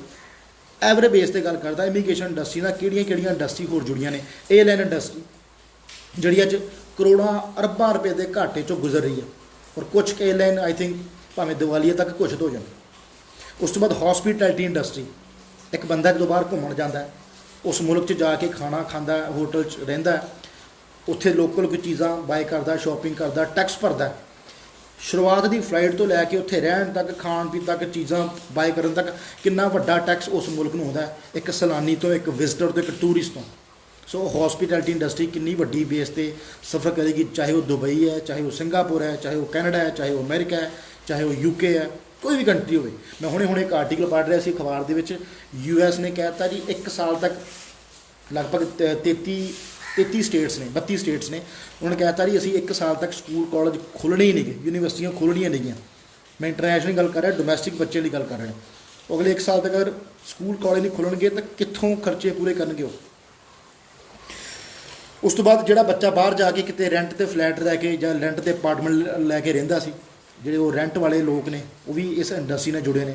ਫੋਰੈਕਸ ਇੰਡਸਟਰੀ ਜਿਹੜੀ ਰੋਜ਼ ਦੀ ਲੱਖਾਂ ਕਰੋੜਾਂ ਅਰਬਾਂ ਡਾਲਰ ਦਾ ਜਿਹੜਾ ਆਦਾਨ ਪ੍ਰਦਾਨ, ਇੰਪੋਰਟ ਐਕਸਪੋਰਟ, ਫੀਸਾਂ ਭਰਦੇ ਨੇ ਬੱਚੇ, GAC ਭਰਦੇ ਨੇ ਬੱਚੇ, ਨਾਲ ਲੈ ਕੇ ਜਾਣ ਲਈ ਫੋਰੈਕਸ ਕਾਰਡ ਬੱਚੇ ਯੂਜ਼ ਕਰਦੇ ਨੇ, ਰੋਜ਼ ਦਾ ਲੱਖਾਂ ਕਰੋੜਾਂ ਡਾਲਰ ਦਾ ਜਿਹੜਾ ਫੋਰੈਕਸ ਇੰਡਸਟਰੀ ਨੂੰ ਘਾਟਾ ਕਿੱਥੋਂ ਪੂਰਾ ਹੋਏਗਾ। ਅਰੇ ਸੋਚਣ ਦੀ ਲੋੜ ਹੈ ਨੈਕਸਟ ਲੈਵਲ 'ਤੇ ਜਾਣ ਦੇ ਲਈ। ਮੈਂ ਇੰਨੀ ਗੱਲ ਜ਼ਰੂਰ ਕਹਿਣਾ ਚਾਹੂੰਗਾ ਕਿ ਜ਼ਿੰਦਗੀ ਫਿਰ ਵਾਪਸ ਉਸੇ ਲੀਹ 'ਤੇ ਆਏਗੀ, ਚੱਲੇਗੀ। ਪੋਜ਼ਿਟਿਵ ਰਹਿਣ ਦੀ ਲੋੜ ਹੈ, ਪੋਜ਼ਿਟਿਵ ਸੋਚਣ ਦੀ ਲੋੜ ਹੈ। ਅੱਜ ਬੰਦਾ ਬਿਮਾਰ ਹੋਇਆ 10 ਦਿਨ ਲਈ, 15 ਦਿਨ ਲਈ, ਇਹ ਤਾਂ ਨਹੀਂ ਕਿ ਹਮੇਸ਼ਾ ਲਈ ਉਹ ਮੰਜੇ 'ਤੇ ਪੈ ਗਿਆ, ਫਿਰ ਦੁਬਾਰਾ ਉੱਠੇਗਾ। ਅੱਜ ਰਸਤੇ 'ਚ ਜਾਂਦੇ ਆ, ਸੜਕ 'ਤੇ ਕਾਰ ਦਾ ਐਕਸੀਡੈਂਟ ਹੋ ਜਾਂਦਾ, ਬੰਦਾ 10 ਦਿਨ, 15 ਦਿਨ, ਮਹੀਨਾ ਪਰ ਹਸਪਤਾਲ 'ਚ ਜਾਂ ਬੈੱਡ 'ਤੇ ਲੰਮੇ ਪੈਂਦਾ, ਠੀਕ ਹੋਣ ਤੋਂ ਬਾਅਦ ਫਿਰ ਉਹ ਕਾਰ 'ਤੇ ਬਹਿ ਕੇ ਫਿਰ ਆਪਣੇ ਕੰਮਾਂ ਕਾਰਾਂ 'ਤੇ ਤੁਰ ਪੈਂਦਾ। ਉਸ ਐਕਸੀਡੈਂਟ ਦੇ ਡਰ ਤੋਂ ਬੰਦਾ ਕਾਰ ਚਲਾਉਣੀ ਜਾਂ ਸਫ਼ਰ ਕਰਨਾ ਨਹੀਂ ਛੱਡ ਦਿੰਦਾ। ਇਹ ਬੜੀ ਡੂੰਘੀ ਗੱਲ ਹੈ ਜੇ ਧਿਆਨ ਨਾਲ ਸਮਝੀ ਜਾਵੇ। ਹਜ਼ਾਰਾਂ ਐਕਸੀਡੈਂਟ ਰੋਜ਼ ਸੜਕਾਂ 'ਤੇ ਹੁੰਦੇ ਆ, ਕਿ ਉਸ ਐਕਸੀਡੈਂਟ ਦੇ ਡਰ ਤੋਂ ਲੋਕ ਸਫ਼ਰ ਕਰਨਾ ਛੱਡ ਦਿੰਦੇ? ਨਹੀਂ ਛੱਡਦੇ ਨਾ।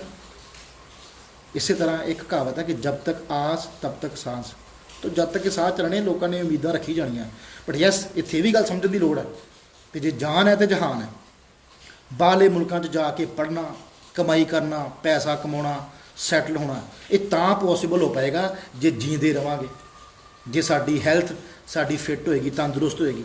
ਸੋ ਪਹਿਲਾਂ ਜਾਨ ਹੈ, ਉਸ ਤੋਂ ਬਾਅਦ ਵੀਜ਼ੇ, ਉਸ ਤੋਂ ਬਾਅਦ ਟਰੈਵਲ, ਉਸ ਤੋਂ ਬਾਅਦ ਫਿਊਚਰ। ਨੋ ਡਾਊਟ ਅੱਜ ਸਤੰਬਰ ਦੇ ਦਾਖਲੇ UK 'ਚ ਵੀ ਖੁੱਲ੍ਹੇ ਨੇ, ਕੈਨੇਡਾ 'ਚ ਵੀ ਖੁੱਲ੍ਹੇ ਨੇ। ਆਸਟ੍ਰੇਲੀਆ ਵਿੱਚ ਤਾਂ ਸਤੰਬਰ ਮੈਨੂੰ ਪੋਸੀਬਲ ਲੱਗਦਾ ਨਹੀਂ, ਆਉਣ ਵਾਲਾ ਸਮਾਂ ਦੱਸੇਗਾ। US ਵਿੱਚ ਵੈਸੇ ਔਖਾ ਹੈ। ਯੂਰਪ ਦੀਆਂ ਕੁਝ ਕੁ ਕੰਟਰੀਜ਼ ਜਿਵੇਂ ਇਟਲੀ, ਜਰਮਨ, ਫਰਾਂਸ, ਇਹਨਾਂ 'ਚ ਤਾਂ ਬਹੁਤ ਜ਼ਿਆਦਾ ਔਖਾ ਹਾਲੇ ਜਾਣਾ। ਕੈਨੇਡਾ ਇੱਕ ਇਹੋ ਜਿਹਾ ਮੁਲਕ ਹੈ ਜਿੱਥੇ ਮੈਨੂੰ ਉਮੀਦ ਹੈ, ਕਿਉਂਕਿ ਮੇਰਾ ਕੈਨੇਡਾ 'ਚ ਦਫ਼ਤਰ ਹੈ, ਕੈਨੇਡਾ ਦੇ ਦਫ਼ਤਰ ਵਾਲਿਆਂ ਨਾਲ ਸਾਡੀ ਡੇਲੀ ਬੇਸਿਸ 'ਤੇ ਗੱਲਬਾਤ ਹੁੰਦੀ ਰਹਿੰਦੀ ਹੈ। 30 ਮਈ ਤੱਕ ਲਾਕਡਾਊਨ ਖੁੱਲ੍ਹਣ ਦੀਆਂ ਸੰਭਾਵਨਾਵਾਂ ਨੇ ਕਿ ਵਾਪਸ ਜ਼ਿੰਦਗੀ ਉਸੇ ਲੀਹ 'ਤੇ ਆ ਜਾਏਗੀ।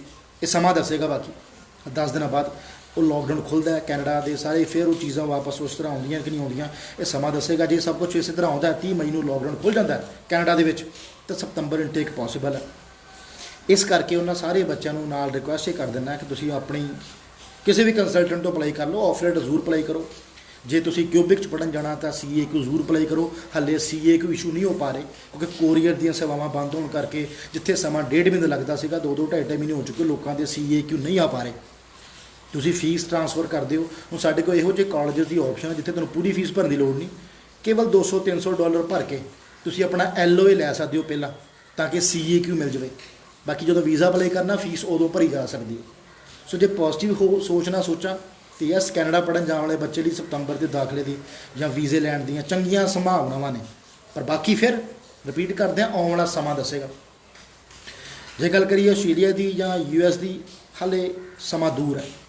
ਇਹ ਲਾਕਡਾਊਨ ਖੁੱਲ੍ਹਣ ਤੋਂ ਬਾਅਦ ਹੀ ਦੱਸ ਪਾਵਾਂਗੇ ਕਿ ਬੱਚੇ ਨੂੰ ਫੀਸ ਭਰਨੀ ਚਾਹੀਦੀ ਕਿ ਨਹੀਂ। ਹਾਲੇ UK ਵਿੱਚ ਮੈਂ ਕਿਸੇ ਬੱਚੇ ਨੂੰ ਫੀਸ ਭਰਨ ਦੀ ਸਲਾਹ ਨਹੀਂ ਦੇ ਰਿਹਾ। US ਜੇ ਕਿਸੇ ਬੱਚੇ ਨੇ ਜਾਣਾ, ਮੈਂ ਹਾਲੇ ਜਾਣ ਦੀ ਸਲਾਹ ਵੀ ਨਹੀਂ ਦੇ ਰਿਹਾ। ਕੈਨੇਡਾ ਵਾਲੇ ਬੱਚੇ ਨੂੰ ਜ਼ਰੂਰ ਕਹਿਣਾ ਕਿ ਸਤੰਬਰ ਇਨਟੇਕ 'ਚ ਜੇ ਦਾਖਲਾ ਤੁਹਾਡਾ ਹੁੰਦਾ ਤਾਂ ਤੁਸੀਂ ਆਪਣੀ ਫੀਸ ਭਰ ਕੇ ਅਗਲੀ ਕਾਰਵਾਈ ਸ਼ੁਰੂ ਕਰ ਸਕਦੇ ਹੋ। ਜੇ ਸਾਰਾ ਕੁਝ ਠੀਕ ਰਿਹਾ, ਪਰਮਾਤਮਾ ਨੇ ਸਭ ਕੁਝ ਠੀਕ ਰੱਖਿਆ, ਤਾਂ ਡੈਫੀਨਿਟਲੀ ਤੁਹਾਡਾ ਜਾਣ ਦਾ ਸੁਪਨਾ ਜ਼ਰੂਰ ਪੂਰਾ ਹੋਏਗਾ। ਬਟ ਇੱਕ ਗੱਲ ਫਿਰ ਖਿਆਲ 'ਚ ਰੱਖ ਲਿਓ, ਕੈਨੇਡਾ ਦੇ ਵਿੱਚ ਚਾਹੇ UK ਹੈ, ਚਾਹੇ ਉਹ ਆਸਟ੍ਰੇਲੀਆ ਹੈ, ਇਸ ਟਾਈਮ ਕੰਮਕਾਰ ਬਿਲਕੁਲ ਠੱਪ ਪਏ ਨੇ। ਉੱਥੇ ਬੱਚਿਆਂ ਦੇ ਵਿੱਚ ਇੰਨੀ ਕੁ ਜ਼ਿਆਦਾ ਬੇਰੁਜ਼ਗਾਰੀ ਹੈ ਕਿਉਂਕਿ ਘਰਾਂ 'ਚ ਬੈਠਣ ਲਈ ਕਿਹਾ ਗਿਆ ਨਾ, ਸਾਰੇ ਜੋਬਲੈਸ ਹੋ ਚੁੱਕੇ ਨੇ। ਜੇ ਇਹ ਸੋਚਦੇ ਹੋ ਕਿ ਜਾ ਕੇ ਉੱਥੇ ਪੈਸਾ ਕਮਾ ਕੇ ਘਰਾਂ 'ਚ ਭੇਜ ਦੇਵਾਂਗੇ, ਜੇ ਬਾਪੂ ਨੇ ਵਿਆਜੀ ਪੈਸੇ ਫੜ ਕੇ ਮੈਨੂੰ ਕੈਨੇਡਾ ਭੇਜਿਆ ਤੇ ਵਿਆਜ ਦੇ ਪੈਸੇ ਆਪਾਂ ਲਾ ਦੇਵਾਂਗੇ, ਬਹੁਤ ਵੱਡੀ ਬੇਵਕੂਫੀ, ਬਹੁਤ ਵੱਡੇ ਵਹਿਮ ਭਰਮ 'ਚ ਜਾ ਰਹੇ ਹੋ। ਜੇ ਤੁਹਾਡੇ ਮਾਪਿਆਂ ਨੇ ਤੁਹਾਡੀ ਵਾਕਈ ਐਜੂਕੇਸ਼ਨ ਲਈ ਪੈਸਾ ਜੋੜਿਆ, ਤੁਸੀਂ ਉਹ 10 ਲੱਖ ਰੁਪਏ 15 ਲੱਖ ਰੁਪਏ ਮਾਪਿਓ ਦਾ ਖਰਚਾ ਕੇ ਪੜ੍ਹਨ ਦੇ ਮਕਸਦ ਨਾਲ ਜਾ ਰਹੇ ਹੋ, ਫਿਰ ਤਾਂ ਸੋਚ ਸਕਦੇ ਹੋ। ਪਰ ਜੇ ਕਮਾਈ ਦੇ ਮਕਸਦ ਨਾਲ ਜਾ ਰਹੇ ਹੋ ਤਾਂ ਕਮਾਈਆਂ ਹਾਲੇ ਦੋਸਤੋ 2020 ਦੇ ਦਸੰਬਰ ਤੱਕ ਨਹੀਂ ਦਿਖਣੀਆਂ ਕਿਸੇ ਨੂੰ ਵੀ। 2020 ਪੂਰੇ ਦਾ ਪੂਰਾ ਸਾਲ ਮੈਂ ਕਿਸੇ ਵੀ ਤਰ੍ਹਾਂ ਦੇ ਕਮਾਈ ਦੇ ਹੱਕ ਵਿੱਚ ਨਹੀਂ ਹਾਂ, ਨਾ ਇੰਡੀਆ 'ਚ ਹੋਣੀ ਆ ਤੇ ਨਾ ਬਾਹਰਲੇ ਮੁਲਕਾਂ 'ਚ ਹੋਣੀ ਆ। ਕਿਸੇ ਨੇ ਮੇਰੀ ਨੈਗੇਟਿਵ ਸੋਚ ਕਹਿਣਾ, ਕਿਸੇ ਨੇ ਮੇਰੀ ਪੋਜ਼ਿਟਿਵ ਸੋਚ ਕਹਿਣਾ, ਬਟ ਪ੍ਰੈਕਟੀਕਲੀ ਸੋਚ ਕੇ ਦੇਖੋ ਅੱਜ ਕਰੋਨਾ ਸਾਡੇ ਦਿਮਾਗ 'ਤੇ ਇੰਨਾ ਕੁ ਜ਼ਿਆਦਾ ਦਹਿਸ਼ਤ ਪੈਦਾ ਕਰ ਚੁੱਕਾ। ਜਦੋਂ ਕੱਲ੍ਹ ਨੂੰ ਖੁੱਲ੍ਹਣੇ ਹਨ ਦਫ਼ਤਰ, ਉਦੋਂ ਵੀ ਹੋਟਲਸ, ਰੈਸਟੋਰੈਂਟਸ, ਕਲੱਬ ਜਾਂ ਜਿਮ ਲੋਕਾਂ ਨੇ ਜਾਣ ਤੋਂ, ਰਸ਼ ਵਾਲੀ ਥਾਂ 'ਤੇ ਲੋਕਾਂ ਨੇ ਜਾਣ ਤੋਂ ਕੰਨੀ ਕਤਰਾਉਣੀ ਹੈ। ਜਿੰਨੀ ਕੁ ਜ਼ਿਆਦਾ ਦਹਿਸ਼ਤ ਇਸ ਬਿਮਾਰੀ ਨੇ ਲੋਕਾਂ ਦੇ ਦਿਲਾਂ ਦਿਮਾਗ 'ਚ ਪਾ ਦਿੱਤੀ ਹੈ। ਬਟ ਫਿਰ ਵੀ ਮੈਂ ਕਹੂੰਗਾ ਪ੍ਰਮਾਤਮਾ ਅੱਗੇ ਅਰਦਾਸ ਕਰੋ, ਪਾਠ ਪੂਜਾ ਕਰੋ, ਆਪਣੇ ਪਰਿਵਾਰ ਨੂੰ, ਆਪਣੇ ਆਪ ਨੂੰ ਤੰਦਰੁਸਤ ਰੱਖੋ, ਘਰਾਂ 'ਚ ਆਪਣੇ ਆਪ ਨੂੰ ਸੇਫ ਰੱਖੋ। ਬਾਹਰ ਜਾਣ ਦੀ ਲੋੜ ਨਹੀਂ, ਘਰਾਂ 'ਚ ਸਾਰਾ ਕੁਝ ਅਵੇਲੇਬਲ ਹੈ।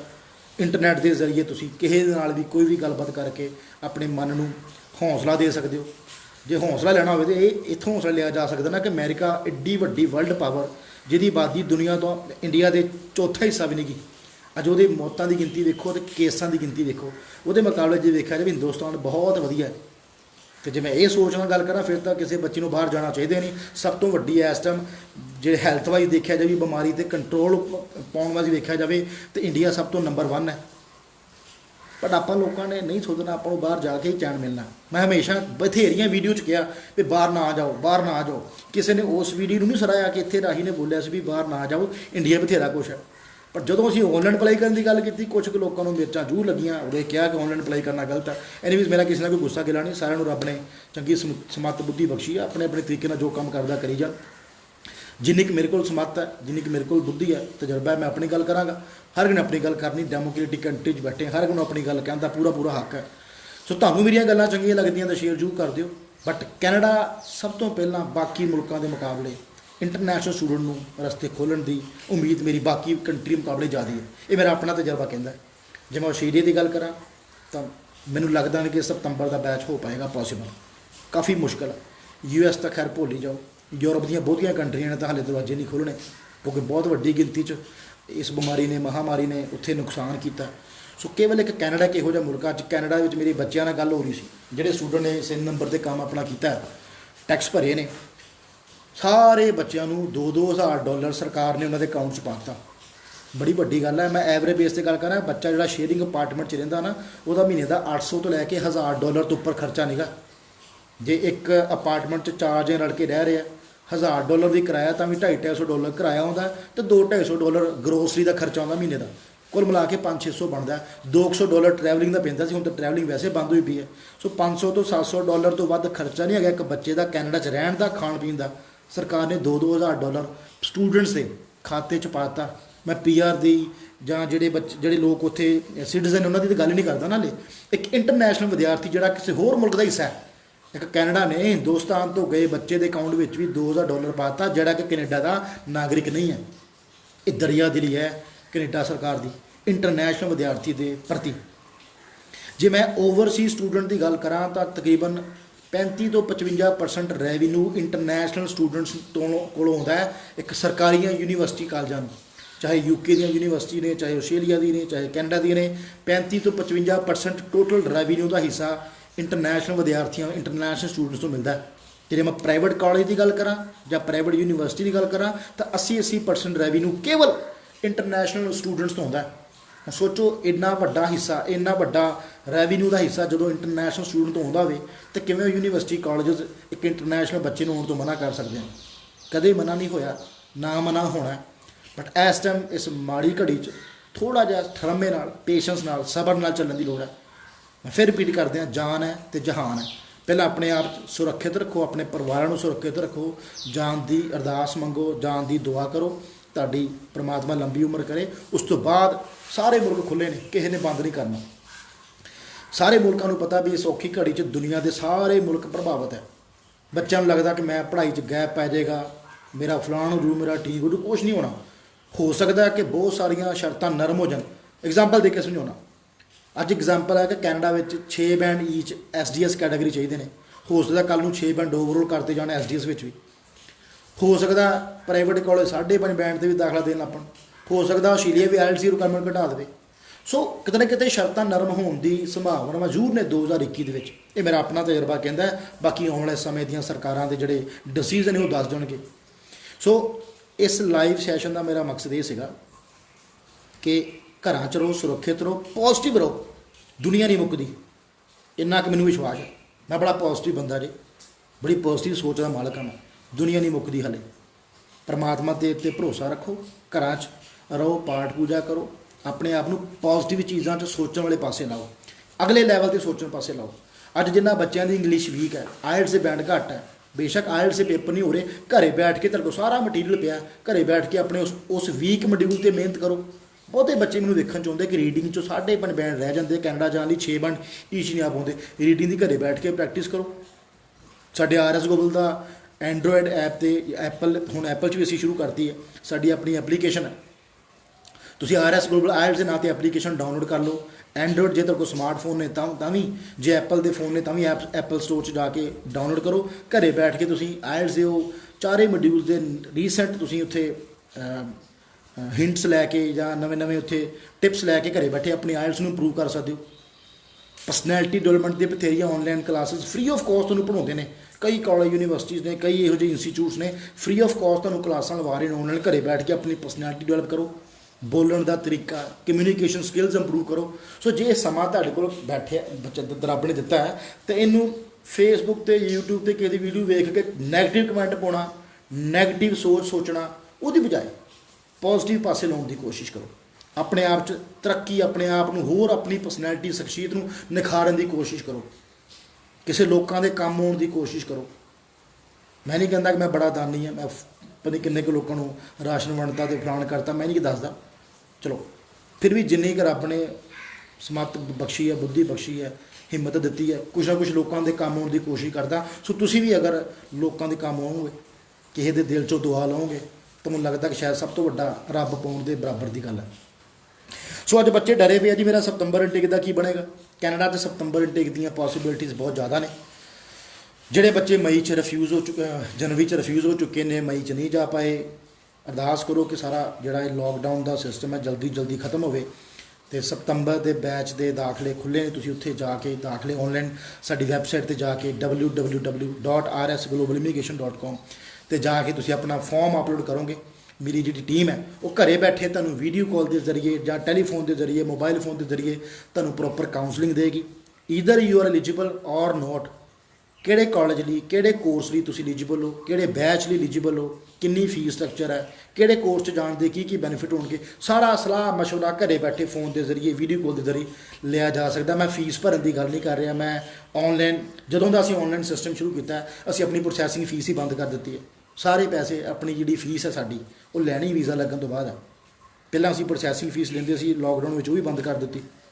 ਸੋ ਬਿਨਾਂ ਕੋਈ ਸਾਡੀ ਫੀਸ ਪੇ ਕੀਤੇ ਤੁਸੀਂ ਘਰੇ ਬੈਠ ਕੇ ਫ੍ਰੀ ਆਫ ਕਾਸਟ ਸਲਾਹ ਮਸ਼ਵਰਾ ਲੈ ਸਕਦੇ ਹੋ, ਤਾਂ ਕਿ ਜਿਹੜਾ 300-400 ਬੱਚਾ ਸਾਡੇ ਨਾਲ ਆਲਰੇਡੀ ਜੁੜਿਆ, ਸਾਡੇ ਤੋਂ ਕੇਸ ਸ਼ੁਰੂ ਕੀਤੇ ਨੇ, ਉਹਨਾਂ ਦੇ ਵਿੱਚ ਪੋਜ਼ਿਟਿਵਿਟੀ ਭਰੀ ਜਾ ਸਕੇ। ਜਿਹੜਾ ਹੋਰ ਬੱਚਾ ਅਪਲਾਈ ਕਰਨਾ ਚਾਹੁੰਦਾ ਉਹਨਾਂ 'ਚ ਪੋਜ਼ਿਟਿਵਿਟੀ ਭਰੀ ਜਾ ਸਕਦੇ। ਇੰਨੀ ਗੱਲ ਜ਼ਰੂਰ ਮੇਰੇ ਦਿਮਾਗ 'ਚ ਪਾ ਲਿਓ ਦੋਸਤੋ, ਮਾੜਾ ਸਮਾਂ, ਮਾੜੀ ਘੜੀ ਹੈ, ਛੇਤੀ ਟਲ ਜੂਗੀ। ਪੋਜ਼ਿਟਿਵ ਰਹਿਣ ਦੀ ਲੋੜ ਹੈ। ਉਮੀਦ ਕਰਦਾ ਕਿ ਸਤੰਬਰ ਦੇ ਵਿੱਚ ਕੈਨੇਡਾ ਜਾਣ ਵਾਲੇ ਬੱਚਿਆਂ ਨੂੰ ਉਹਨਾਂ ਦਾ ਸੁਪਨਾ ਜ਼ਰੂਰ ਪੂਰਾ ਹੋਏਗਾ। ਬਟ ਇੱਕ ਵਾਰ ਸੋਚ ਕੇ ਫਿਰ ਜਾਇਓ, ਕਮਾਈਆਂ ਨਹੀਂ ਜੀ ਹੋਣੀਆਂ ਲਈ। ਬੜੀ ਵੱਡੀ ਗਿਣਤੀ 'ਚ, ਬੜੀ ਵੱਡੀ ਤਾਦਾਦ ਵਿੱਚ ਰਿਸੈਸ਼ਨ ਸਾਰੇ ਮੁਲਕਾਂ 'ਚ ਆ ਰਿਹਾ। ਬੱਚੇ, ਸਟੂਡੈਂਟਸ ਜੋਬਲੈਸ ਹੋਏ ਪਏ ਆ, ਕੰਮਕਾਰ ਛੇਤੀ ਨਹੀਂ ਖੁੱਲ੍ਹਣੇ ਹਾਲੇ। ਜੇ ਸੋਚੋਗੇ ਕਿ ਜਾਂਦਿਆਂ ਜਾ ਕੇ ਪੈਸੇ ਕਮਾ ਕੇ ਘਰੇ ਭੇਜ ਦਾਂਗਾ, ਤਾਂ ਇਹ ਸੋਚ ਲੈ ਕੇ ਪਲੀਜ਼ ਰੱਬ ਦਾ ਵਾਸਤਾ ਹੱਥ ਜੋੜ ਕੇ ਕਹਿਣਾ ਨਾ ਜਾਇਓ। ਜੇ ਪੜ੍ਹਾਈਆਂ ਕਰਨ ਜਾਣਾ ਤਾਂ ਜ਼ਰੂਰ ਜਾਇਓ। ਹਾਂ ਠੀਕ ਆ, ਪੜ੍ਹਾਈ ਕਰੋਗੇ 6 ਮਹੀਨੇ ਬਾਅਦ ਜਾ ਕੇ ਫਿਰ ਸਾਰੀ ਚੀਜ਼ਾਂ ਨੋਰਮਲ ਹੋ ਜਾਣਗੀਆਂ। ਮੇਰੇ ਆਪਣੇ ਤਜਰਬੇ ਮੁਤਾਬਕ ਦਸੰਬਰ ਤੋਂ ਬਾਅਦ ਸਾਰਾ ਕੁਝ ਠੀਕ ਹੋ ਜਾਣਾ ਚਾਹੀਦਾ। ਲਾਕਡਾਊਨ ਜੇ ਖੁੱਲ੍ਹ ਵੀ ਜਾਂਦਾ, ਉਸ ਤੋਂ ਬਾਅਦ ਵੀ ਹਲੇ ਇਹਦੀ ਮਾਰ ਤੋਂ ਬਾਹਰ ਨਿਕਲਦਿਆਂ ਸਾਰੀਆਂ ਇੰਡਸਟਰੀਜ਼ ਨੂੰ ਹੋਰ 6 ਮਹੀਨੇ ਲੱਗ ਜਾਣੇ। ਸੋ ਇਹ ਮੰਨ ਕੇ ਚਲੋ ਦਸੰਬਰ 2020 ਤਾਂ ਕਮਾਈ ਦਾ ਸਾਲ ਨਹੀਂ ਹੈ। ਆਹ 6 ਮਹੀਨੇ ਆਪਣੇ ਆਪ ਨੂੰ ਨਿਖਾਰ ਕੇ, ਪੜ੍ਹਾਈਆਂ ਕਰਕੇ ਅਗਲੇ ਸਾਲ ਤੋਂ ਕਮਾਈ ਕਰਨ ਬਾਰੇ ਜ਼ਰੂਰ ਸੋਚਿਆ ਜਾ ਸਕਦਾ। RS ਗਲੋਬਲ ਦੀ ਸਾਰੀ ਟੀਮ, ਚਾਹੇ ਉਹ ਟੈਲੀਕਾਲਿੰਗ ਟੀਮ ਹੈ, ਚਾਹੇ ਕਾਉਂਸਲਿੰਗ ਟੀਮ ਹੈ, ਚਾਹੇ ਐਡਮਿਸ਼ਨ ਟੀਮ ਹੈ, ਚਾਹੇ ਫਾਈਲਿੰਗ ਟੀਮ ਹੈ, ਤੁਹਾਨੂੰ 24/7 ਅਵੇਲੇਬਲ ਹੈ। 70509 70509। ਤੁਸੀਂ ਕਿਸੇ ਵੀ ਟਾਈਮ ਇਸ ਨੰਬਰ ਤੇ ਕਾਲ ਕਰਕੇ ਮੇਰੀ ਕਾਲਿੰਗ ਟੀਮ ਨਾਲ ਗੱਲ ਕਰ ਸਕਦੇ ਹੋ। ਮੇਰੇ ਐਕਸਪਰਟਸ ਨਾਲ ਗੱਲ ਕਰਨੀ ਹੈ, ਵੀਡੀਓ ਕਾਲ ਦੇ ਉੱਤੇ ਮੇਰੇ ਕਾਉਂਸਲਰਸ ਨਾਲ ਗੱਲ ਕਰ ਸਕਦੇ ਹੋ, ਮੇਰੇ ਬ੍ਰਾਂਚ ਹੈਡਸ ਨਾਲ ਗੱਲ ਕਰ ਸਕਦੇ ਹੋ, ਮੇਰੇ ਨਾਲ ਗੱਲ ਕਰ ਸਕਦੇ ਹੋ। ਲੋੜ ਹੈ ਸਾਡੇ ਹੈਲਪਲਾਈਨ ਨੰਬਰ ਤੇ ਫੋਨ ਕਰਨ ਦੀ, ਜਾਂ ਫਿਰ ਸਾਡੀ ਵੈਬਸਾਈਟ ਤੇ ਜਾ ਕੇ www.rsglobalimigration.com ਉੱਥੇ ਜਾ ਕੇ ਆਪਣੇ ਅਪਲੋਡ ਕਰਨ ਦੀ, ਡਾਕੂਮੈਂਟ ਆਪਣੇ ਫਾਰਮ ਭਰਨ ਦੀ, ਤਾਂ ਕਿ ਮੇਰੀ ਐਕਸਪਰਟ ਟੀਮ ਤੁਹਾਨੂੰ ਗਾਈਡ ਕਰ ਸਕੇ। ਵੀਡੀਓ 'ਚ ਕੁਛ ਇੱਕ ਸਵਾਲ ਆਏ ਹੋਣਗੇ, ਮੈਂ ਜਵਾਬ ਦੇ ਦਿਆਂ। ਵੈਸੇ ਲਾਈਵ ਸੈਸ਼ਨ ਸਵਾਲ ਜਵਾਬ ਦਾ ਨਹੀਂ ਸੀਗਾ, ਬਟ ਫਿਰ ਵੀ ਜੇ 2-4 ਸਵਾਲ ਦਾ ਜਵਾਬ ਹੈ ਮੈਂ ਤੁਹਾਨੂੰ ਦੇ ਦੇਣਾ। ਨਵੀਂ ਲਾਈਫ, ਹਾਂ ਇੰਨੀ ਗੱਲ ਮੈਂ ਦੱਸ ਚੁੱਕਾ ਕਿ ਕਰੋਨਾ ਖੁੱਲ੍ਹਣ ਤੋਂ ਬਾਅਦ ਨਵੀਂ ਲਾਈਫ ਸ਼ੁਰੂ ਹੋਣੀ ਹੈ, ਨਵੇਂ ਤਰੀਕੇ ਜੀਣੀ ਪੈਣੀ ਹੈ, ਇੱਕ ਨਵੇਂ ਅੰਦਾਜ਼ ਨਾਲ ਜੀਣੀ ਪੈਣੀ ਹੈ। ਪਰਮਾਤਮਾ ਜਦੋਂ ਬੱਚੇ ਨੂੰ ਨਵੀਂ ਇੱਕ ਜਨਮ ਦੇ ਕੇ ਭੇਜਦਾ ਨਾ, ਤਾਂ ਆਪਣੇ ਆਪ ਸਿਖਾ ਦਿੰਦਾ ਕਿ ਤੁਸੀਂ ਆਪਣੇ ਮਦਰ ਦੇ ਦੁੱਧ ਦੀ ਫੀਡ ਕਿਵੇਂ ਲੈਣੀ ਹੈ ਨਾ। ਆਪਣੇ ਪਰਮਾਤਮਾ ਨੂੰ ਸਿਖਾ ਦਿੰਦਾ। ਭੁੱਖ ਲੱਗਦੀ, ਬੱਚਾ ਰੋਂਦਾ ਹੈ, ਮਾਂ ਨੂੰ ਪਤਾ ਲੱਗਦਾ ਕਿ ਬੱਚੇ ਨੂੰ ਭੁੱਖ ਲੱਗੀ ਹੈ, ਸੋ ਬੱਚੇ ਨੂੰ ਦੁੱਧ ਦਿੰਦੀ ਹੈ, ਫੀਡ ਦਿੰਦੀ ਹੈ। ਸੋ ਇਹ ਚੀਜ਼ਾਂ ਹੌਲੀ ਹੌਲੀ ਨੇਚਰ ਆਪਣੇ ਆਪ ਬੱਚੇ ਨੂੰ ਸਿਖਾ ਦਿੰਦੀ ਹੈ। ਇਸੇ ਤਰ੍ਹਾਂ ਇਸ ਮਹਾਮਾਰੀ ਤੋਂ ਜਦੋਂ ਸਾਰੀ ਦੁਨੀਆ ਨਿਜਾਤ ਪਾ ਕੇ ਬਾਹਰ ਨਿਕਲੇਗੀ, ਆਪਣੇ ਫਿਰ ਕੁਦਰਤ ਨੇ ਕੋਈ ਨਾ ਕੋਈ ਰਸਤਾ ਲੱਭ ਦੇਣਾ ਲੋਕਾਂ ਨੂੰ ਨਵੀਂ ਜ਼ਿੰਦਗੀ ਸਿਖਾਉਣ ਦਾ। ਤੇ ਮੇਰੀਆਂ ਗੱਲਾਂ ਚੰਗੀਆਂ ਲੱਗੀਆਂ ਹੁਣ ਸ਼ੇਅਰ ਜ਼ਰੂਰ ਕਰ ਦਿਓ। ਬਥੇਰੇ ਕੰਪੀਟੀਟਰ ਵੀ ਨੇ ਜਿਹੜੇ ਵੀਡੀਓ ਵੇਖਦੇ ਨੇ, ਅਲੱਗ-ਅਲੱਗ ਫੇਕ ਆਈਡੀ ਤੋਂ ਨੈਗੇਟਿਵ ਕਮੈਂਟ ਵੀ ਪਾਉਂਦੇ ਨੇ। ਲਓ ਜੀ, RS ਵਾਲਿਆਂ ਨੂੰ ਤਾਂ ਸਿਰਫ ਪੈਸੇ ਕਮਾਉਣ ਦੀ ਪਈ ਹੈ, ਕੇਸ ਇਕੱਠੇ ਕਰਨ ਦੀ ਪਈ ਹੈ। ਰੱਬ ਦਾ ਵਾਸਤਾ ਇਹ ਸਮਾਂ ਪੋਜ਼ੀਟਿਵਿਟੀ ਫੈਲਾਉਣ ਦਾ। ਪਲੀਜ਼ ਨੈਗੇਟਿਵਿਟੀ ਦੀ ਗੱਲਾਂ ਫਿਲਹਾਲ ਕੁਛ ਲਈ ਹੋਲਡ ਕਰੋ। ਬਾਹਰ ਸਾਰੀ ਜ਼ਿੰਦਗੀ ਪਈ ਹੈ, ਜਿੰਨੇ ਮਰਜ਼ੀ ਤਾਨੇ ਮੈਨੇ ਮਾਰੀ ਜਾਓ, ਨੈਗੇਟਿਵ ਕਮੈਂਟ ਪਾਈ ਜਾਓ, ਕੋਈ ਫਰਕ ਨਹੀਂ ਪੈਂਦਾ। ਬਟ ਫਿਲਹਾਲ ਲੋਕਾਂ 'ਚ ਪੋਜ਼ੀਟਿਵਿਟੀ ਵੰਡੋ। ਮੈਨੂੰ ਤੁਹਾਨੂੰ ਸਾਰਿਆਂ ਅੱਗੇ ਹੱਥ ਬਣ ਕੇ ਇਹੋ ਦੁਆ ਹੈ ਜਾਂ ਅਰਦਾਸ ਹੈ ਜਾਂ ਰਿਕੁਐਸਟ ਹੈ ਕਿ ਇਸ ਟਾਈਮ ਲੋਕਾਂ ਦੇ ਵਿੱਚ ਜੋ ਦਹਿਸ਼ਤ ਦਾ ਮਾਹੌਲ ਫੈਲਿਆ, ਉਹ ਲੋਕਾਂ ਨੂੰ ਵਿਚਾਰਿਆਂ ਨੂੰ ਪੋਜ਼ੀਟਿਵਿਟੀ ਦੇ ਪਾਸੇ ਤੋਰੋ। ਗੋਬਿੰਦ ਰਾਮ, ਹੈਲੋ ਜੀ, ਹੈਲੋ। UK ਸਤੰਬਰ ਕੀ ਬਣੂ? ਮੈਂ ਗੱਲਾਂ ਪੂਰੀਆਂ ਕਰ ਚੁੱਕਾ। ਬੱਚਿਆਂ ਦੇ ਸਵਾਲ ਫਿਰ ਵੀ ਉਹੀ ਰਹਿਣੇ। ਕੁਛ ਨਹੀਂ ਕਿਹਾ ਜਾ ਸਕਦਾ ਦੋਸਤ। ਜਿੰਨੀ ਵੱਡੀ ਗਿਣਤੀ 'ਚ ਉੱਥੇ ਕਰੋਨਾ ਨੇ ਆਪਣੀ ਮਹਾਮਾਰੀ ਫੈਲਾਈ, ਜਿੰਨਾ ਨੁਕਸਾਨ ਕੀਤਾ। ਆਫਰ ਜ਼ਰੂਰ ਆ ਰਹੀਆਂ ਸਤੰਬਰ ਦੀਆਂ, ਬਟ ਹਾਲੇ ਮੈਂ ਫੀਸ ਭਰਨ ਦੀ ਕਿਸੇ ਨੂੰ ਸਲਾਹ ਨਹੀਂ ਦੇ ਰਿਹਾ। ਆਫਰ ਅਪਲਾਈ ਕਰਨਾ ਚਾਹੁੰਦੇ ਹੋ ਬਿਨਾਂ ਕਿਸੇ ਪੈਸਾ ਦਿੱਤੇ ਤਾਂ ਆਪਣੀ ਆਫਲੇਟ ਜ਼ਰੂਰ ਅਪਲਾਈ ਕਰ ਦਿਓ, ਬਟ ਫੀਸ ਹਲੇ ਨਾ ਭਰਿਓ। ਹਾਂ, ਜਿਹੜੀ ਹੋਰ ਸ਼ਰਤਾਂ ਨੇ, ਤੁਸੀਂ ਡਾਕੂਮੈਂਟ ਜੋ ਕਲੀਅਰ ਕਰਨੇ, ਇੰਟਰਵਿਊ ਕਲੀਅਰ ਕਰਨੀ, ਉਹ UK ਦੀ ਯੂਨੀਵਰਸਿਟੀ ਨਾਲ ਪੂਰੀਆਂ ਕਰੋ। ਫੀਸ ਹਲੇ ਨਾ ਭਰੋ। Amandeep Kaur, good evening. Kaur Amrit, good evening. Prabh, Harmanjeet, good evening ਜੀ ਸਾਰਿਆਂ ਨੂੰ। Good evening, good evening, good evening. Suman Thakur, Gurdeep Singh, ਸਤਿ ਸ਼੍ਰੀ ਅਕਾਲ, ਸਤਿ ਸ਼੍ਰੀ ਅਕਾਲ ਜੀ। ਸਿੰਘਾ ਕਹਿੰਦਾ ਜੀ ਸਤਿ ਸ਼੍ਰੀ ਅਕਾਲ। ਸਤਿ ਸ਼੍ਰੀ ਅਕਾਲ ਸਿੰਘਿਆ, ਕੀ ਹਾਲ ਹੈ ਤੇਰਾ? ਠੀਕ ਹੈ।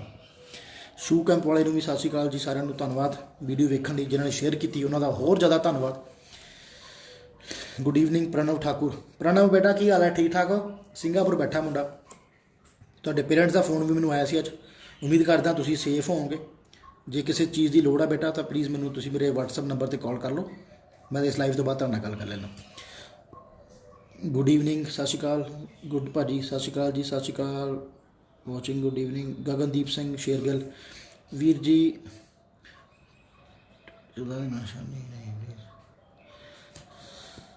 Raghu Arora, you are very inspiration man. Rahi Sahib, ਰੱਬ ਸੁੱਖ ਰੱਖੇ। Your words comes to soon. Thank you Raghu Arora, thank you brother. Davinder Lal, overall 6 5.5 Canada. Yes brother, ਇੱਕ 'ਚੋਂ 5.5 ਨੇ, ਬਾਕੀ ਤਿੰਨਾਂ 'ਚੋਂ 6 ਨੇ ਕੈਨੇਡਾ ਐਲੀਜੀਬਲ ਹੋ। Excellent service provided by RS global immigration, best immigration consultant Bunty Sandhu. Thank you Bunty Sandhu ji, thank you. Randeep Bhagat, I am in Canada, conditions are going waist over here. ਬਿਲਕੁਲ ਠੀਕ ਹੈ ਜੀ। Better you guys stay in India with your love ones. ਬਹੁਤ ਵਧੀਆ ਬੋਲਿਆ ਰਣਦੀਪ ਭਗਤ ਨੇ। ਸੋ ਮੈਂ ਦੱਸ ਰਿਹਾ ਕਿ ਇਸ ਟਾਈਮ ਕੈਨੇਡਾ ਤੱਕ ਹੀ ਪੂਰੀ ਦੁਨੀਆ ਦੇ ਵਿੱਚ ਕੰਡੀਸ਼ਨ ਬੜੀ ਵਸਟ ਹੈ। ਔਰ ਸਭ ਤੋਂ ਵਧੀਆ ਕੰਡੀਸ਼ਨ ਦੇਖੀ ਜਾਵੇ ਤਾਂ ਇੰਡੀਆ 'ਚ ਹੀ ਹੈ। ਜਿਹੜੇ ਸਭ ਤੋਂ ਘੱਟ ਕੇਸਿਸ ਨੇ, ਉਹ ਸਭ ਤੋਂ ਘੱਟ ਮੌਤਾਂ ਨੇ, ਡੈਥਸ ਹੋਈਆਂ ਨੇ ਬਾਕੀ ਮੁਲਕਾਂ ਮੁਕਾਬਲੇ। ਸੋ ਜੇ ਤੁਸੀਂ ਆਪਣੀ ਜਾਨ ਨੂੰ ਜ਼ਿਆਦਾ ਕੀਮਤੀ ਸਮਝਦੇ ਹੋ ਕਮਾਈ ਤੋਂ, ਤਾਂ ਫਿਰ ਤਾਂ ਇੰਡੀਆ 'ਚ ਹੀ ਰਹਿਣਾ ਸੇਫ ਹੈ। ਅਤੇ ਜੇ ਜਾਨ ਨੂੰ ਕੀਮਤੀ ਨਹੀਂ ਸਮਝਦੇ, ਕਮਾਈ ਜ਼ਿਆਦਾ ਜ਼ਰੂਰੀ ਹੈ, ਤਾਂ ਸਾਰੇ ਮੁਲਕਾਂ ਦੇ ਦਰਵਾਜ਼ੇ ਸਤੰਬਰ 'ਚ ਖੁੱਲ੍ਹੇ ਹੋਣਗੇ, ਜਾ ਸਕਦੇ ਹੋ। ਜੇਕਰ ਸਰ ਨਵੰਬਰ 2018 'ਚ ਗ੍ਰੈਜੂਏਸ਼ਨ ਕੰਪਲੀਟ ਕੀਤੀ ਹੋਵੇ ਤਾਂ ਜੇਕਰ ਹੁਣ ਅਪਲਾਈ ਕਰੀਏ ਫਾਈਲ ਤਾਂ ਕੋਈ ਐਕਸਪੀਰੀਅੰਸ ਸ਼ੋਅ ਕਰਵਾਉਣ ਦੀ ਜ਼ਰੂਰਤ ਨਹੀਂ। ਕੁਛ ਵੀ ਸ਼ੋਅ ਕਰਨ ਦੀ ਲੋੜ ਨਹੀਂ ਵੀਰੇ। 2018 ਤੋਂ 2019 ਤੱਕ ਜੋ ਕੀਤਾ ਉਹ ਜ਼ਰੂਰ ਦੱਸਣਾ ਪੈਣਾ। 19 ਤੋਂ ਬਾਅਦ ਜਿਹੜਾ ਤੁਹਾਡਾ ਜਨਵਰੀ ਫਰਵਰੀ ਤੋਂ ਬਾਅਦ ਇਹ ਕੋਰੋਨਾ ਦਾ ਟਾਈਮ ਚੱਲ ਰਿਹਾ, COVID-19 ਦਾ, ਤੁਹਾਨੂੰ ਕੁਛ ਵੀ ਫੇਕ ਬਣਾਉਣ ਦੀ ਲੋੜ ਨਹੀਂ ਗੀ, ਕੁਛ ਵੀ ਇਹੋ ਜਿਹੇ ਜਾਲੀ ਕੰਮ ਕਰਨ ਦੀ ਲੋੜ ਨਹੀਂ। ਹਰਮਨ ਸਿੰਘ ਕਹਿੰਦੇ ਸਰ ਮੇਰੇ ਮੈਡੀਕਲ ਵਿੱਚ ਪ੍ਰੋਬਲਮ ਆਈ ਹੈ ਐਂਡ ਲੈਟਰ ਵਿੱਚ ਲਿਖਿਆ ਹੈ 3 ਮਈ ਤੱਕ ਮੈਡੀਕਲ ਕਰਵਾਓ, ਬਟ ਡਾਕਟਰ ਨੇ ਕਿਹਾ ਮੈਡੀਕਲ ਨਹੀਂ ਹੋਣਾ ਹੁੰਦਾ। ਹੁਣ ਤਾਂ ਕੁਛ ਵੀ ਨਹੀਂ ਹੋਣਾ ਬ੍ਰਦਰ। ਤੁਸੀਂ ਮੈਡੀਕਲ ਦੀ ਗੱਲ ਕਰ ਰਹੇ ਹੋ, ਫਿਲਹਾਲ ਜਾਓਗੇ ਕਿੱਦਾਂ? ਮੈਡੀਕਲ ਹੋ ਵੀ ਗਿਆ, ਵੀਜ਼ਾ ਅਪਲਾਈ ਕਰ ਲਿਆ, ਵੀਜ਼ਾ ਲੱਗ ਵੀ ਗਿਆ, ਜਾਓਗੇ ਕਿੱਦਾਂ? ਫਲਾਈਟ ਸਾਰੀਆਂ ਬੰਦ ਨੇ। ਸੋ ਫਿਲਹਾਲ ਹਾਲੇ ਪਰਮਾਤਮਾ ਅੱਗੇ ਅਰਦਾਸ ਕਰੋ, ਆਪਣੇ ਘਰ 'ਚ ਸੇਫ ਰਹੋ, ਤੰਦਰੁਸਤ ਰਹੋ। ਹਾਲੇ ਬਾਹਰ ਜਾਣ ਦਾ ਵਿਚਾਰ ਥੋੜ੍ਹੀ ਦੇਰ ਲਈ ਹੋਲਡ ਕਰੋ, ਔਰ ਤਦ ਤੱਕ ਘਰੇ ਬੈਠ ਕੇ ਤੁਸੀਂ ਆਪਣੇ ਆਪ ਨੂੰ ਹੋਰ ਇੰਪਰੂਵ ਕਰਨ ਦੀ ਕੋਸ਼ਿਸ਼ ਕਰੋ, ਆਪਣੀ ਪਰਸਨੈਲਿਟੀ ਨੂੰ ਇੰਪਰੂਵ ਕਰਨ ਦੀ ਕੋਸ਼ਿਸ਼ ਕਰੋ, ਕਮਿਊਨੀਕੇਸ਼ਨ ਇੰਪਰੂਵ ਕਰਨ ਦੀ ਕੋਸ਼ਿਸ਼ ਕਰੋ। ਇੰਦਰਪਾਲ ਸਿੰਘ ਕਹਿੰਦੇ good information as always. Thank you ਜੀ, thank you so much.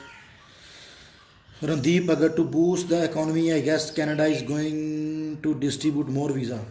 Of course, Canada ने सब तो पहले ही ज़्यादा मतलब वेलकम करना लोगों का। दविंदर जी 6 ओवरऑल 105 एक्सेप्टेबल ने जी। Big beard suits you. Thank you जी, थैंक यू जसप्रीत भाजी, बहुत धन्यवाद तुहाडा।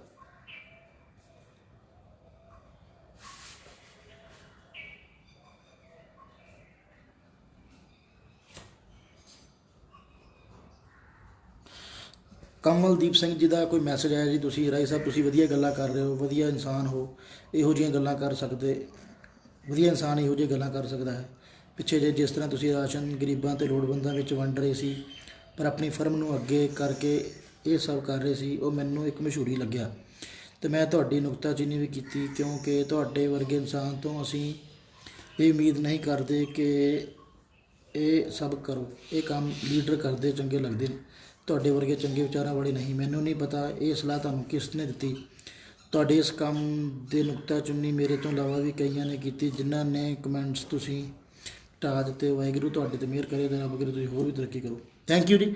ਹਰ ਇੱਕ ਮੈਂ ਗੱਲ ਕਹਿੰਦਾ, ਹਰ ਇੱਕ ਦੇ ਗੱਲ ਕਰਨ ਦਾ 2 ਪਹਿਲੂ ਹੁੰਦੇ ਨੇ, ਕੋਈ ਸੋਚਦਾ ਪੋਜ਼ੀਟਿਵ, ਕੋਈ ਸੋਚਦਾ ਨੈਗੇਟਿਵ। ਮੈਨੂੰ ਲੱਗਾ ਕਿ ਜੇ ਮੈਂ ਲੋਕਾਂ ਦਾ ਕੋਈ ਭਲਾ ਕੀਤਾ ਤੇ ਜੇ ਮੇਰੇ ਕਰਕੇ ਮੈਨੂੰ ਵੇਖ ਕੇ ਹੋਰ ਵੀ ਮੇਰੇ 4 ਭੈਣ ਭਰਾ ਅੱਗੇ ਆ ਕੇ ਲੋਕਾਂ ਦੀ ਸੇਵਾ ਕਰਦੇ ਆ, ਤਾਂ ਸ਼ਾਇਦ ਫੋਟੋ ਪਾਉਣੀ ਫੇਸਬੁੱਕ 'ਤੇ ਚੰਗੀ ਗੱਲ ਆ। ਜੇ 100 ਕਮੈਂਟ ਆਏ 100 ਚੋਂ 10 ਨੈਗੇਟਿਵ ਆਏ ਹੋਣਗੇ, ਤੁਸੀਂ ਆਪਣੀ ਥਾਂ 'ਤੇ ਠੀਕ ਹੋ। ਕਮਲਦੀਪ ਸਿੰਘ ਜੀ, ਮੈਂ ਤੁਹਾਨੂੰ ਗਲਤ ਨਹੀਂ ਕਹਿੰਦਾ, ਤੁਹਾਡੀ ਸੋਚ ਇਹ ਕਹਿੰਦੀ ਹੋ ਸਕਦੀ ਹੈ ਕਿ ਰਾਸ਼ਨ ਵੰਡਣ, ਜੇ ਤੁਸੀਂ ਰਾਸ਼ਨ ਵੰਡ ਰਹੇ ਹੋ ਤਾਂ ਲੋਕਾਂ ਨੂੰ ਨਾ ਦਿਖਾਓ, ਅਸੈਪਟੇਬਲ।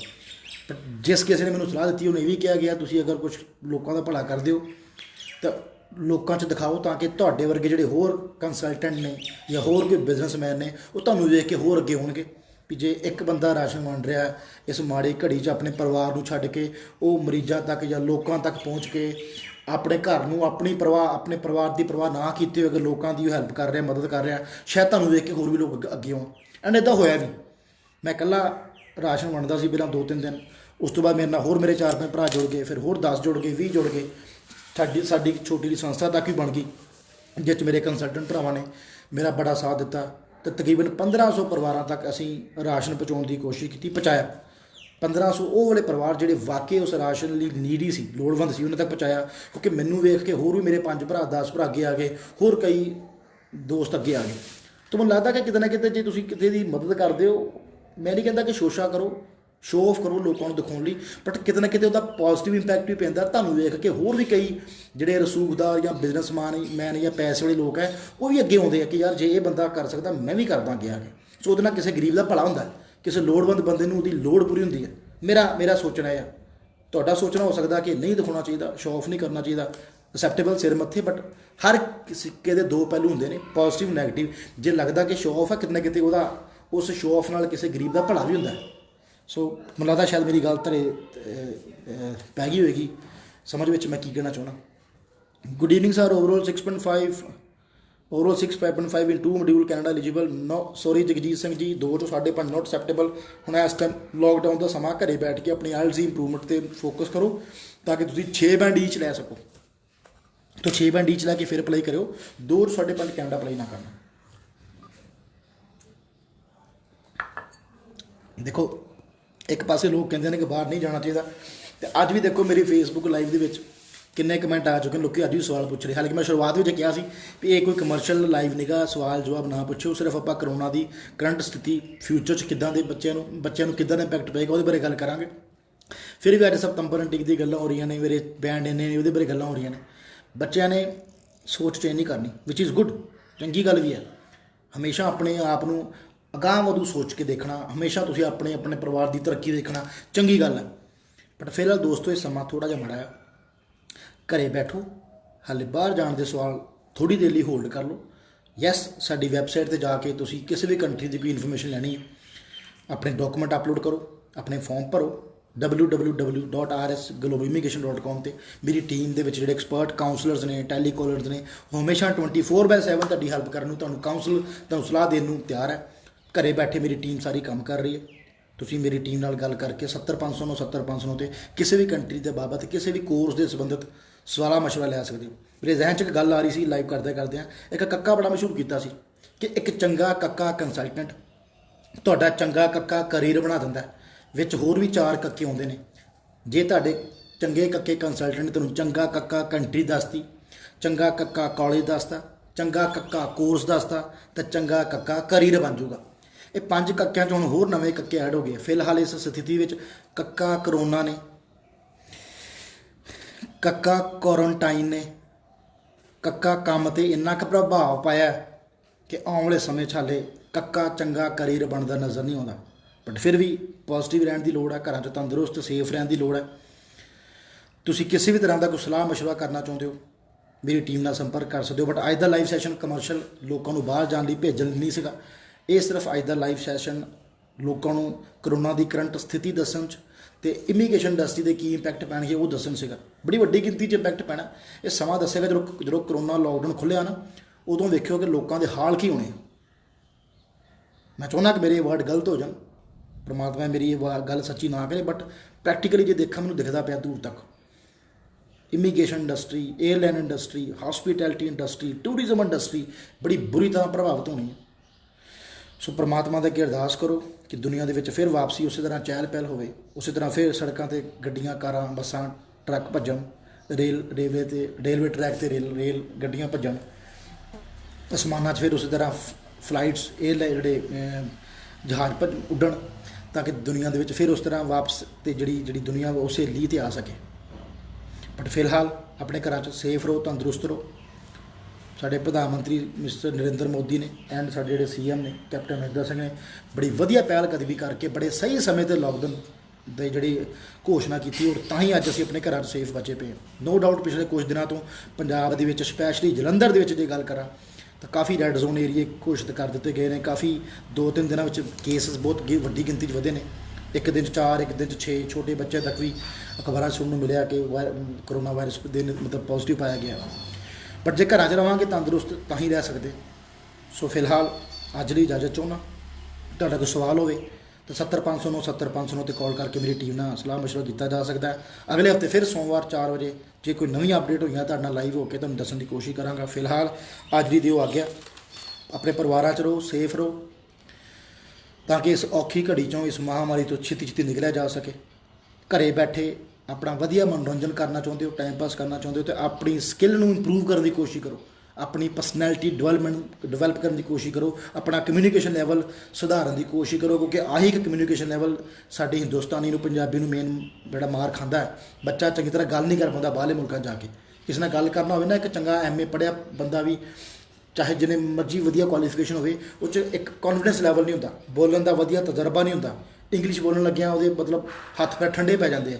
ਉਹ ਆਪਣਾ ਜਿਹੜਾ ਡਰ ਦੂਰ ਕਰੋ, ਕੌਨਫੀਡੈਂਸ ਇੰਪਰੂਵ ਕਰੋ, ਇੰਗਲਿਸ਼ ਇੰਪਰੂਵ ਕਰੋ, ਤਾਂ ਕਿ ਜਦੋਂ ਲੋਕਡਾਊਨ ਖੁੱਲ੍ਹੇ ਤਾਂ ਤੁਸੀਂ ਆਪਣੀ ਮਜ਼ਲਾਂ ਦੇ ਆਪਣੇ ਰਾਹ 'ਤੇ ਤੁਰ ਸਕੋ। ਅੱਜ ਲਈ ਧੰਨਵਾਦ। ਵੀਡੀਓ ਚੰਗੀ ਲੱਗੀ ਸ਼ੇਅਰ ਜ਼ਰੂਰ ਕਰ ਦਿਓ। ਸਤਿ ਸ਼੍ਰੀ ਅਕਾਲ ਜੀ।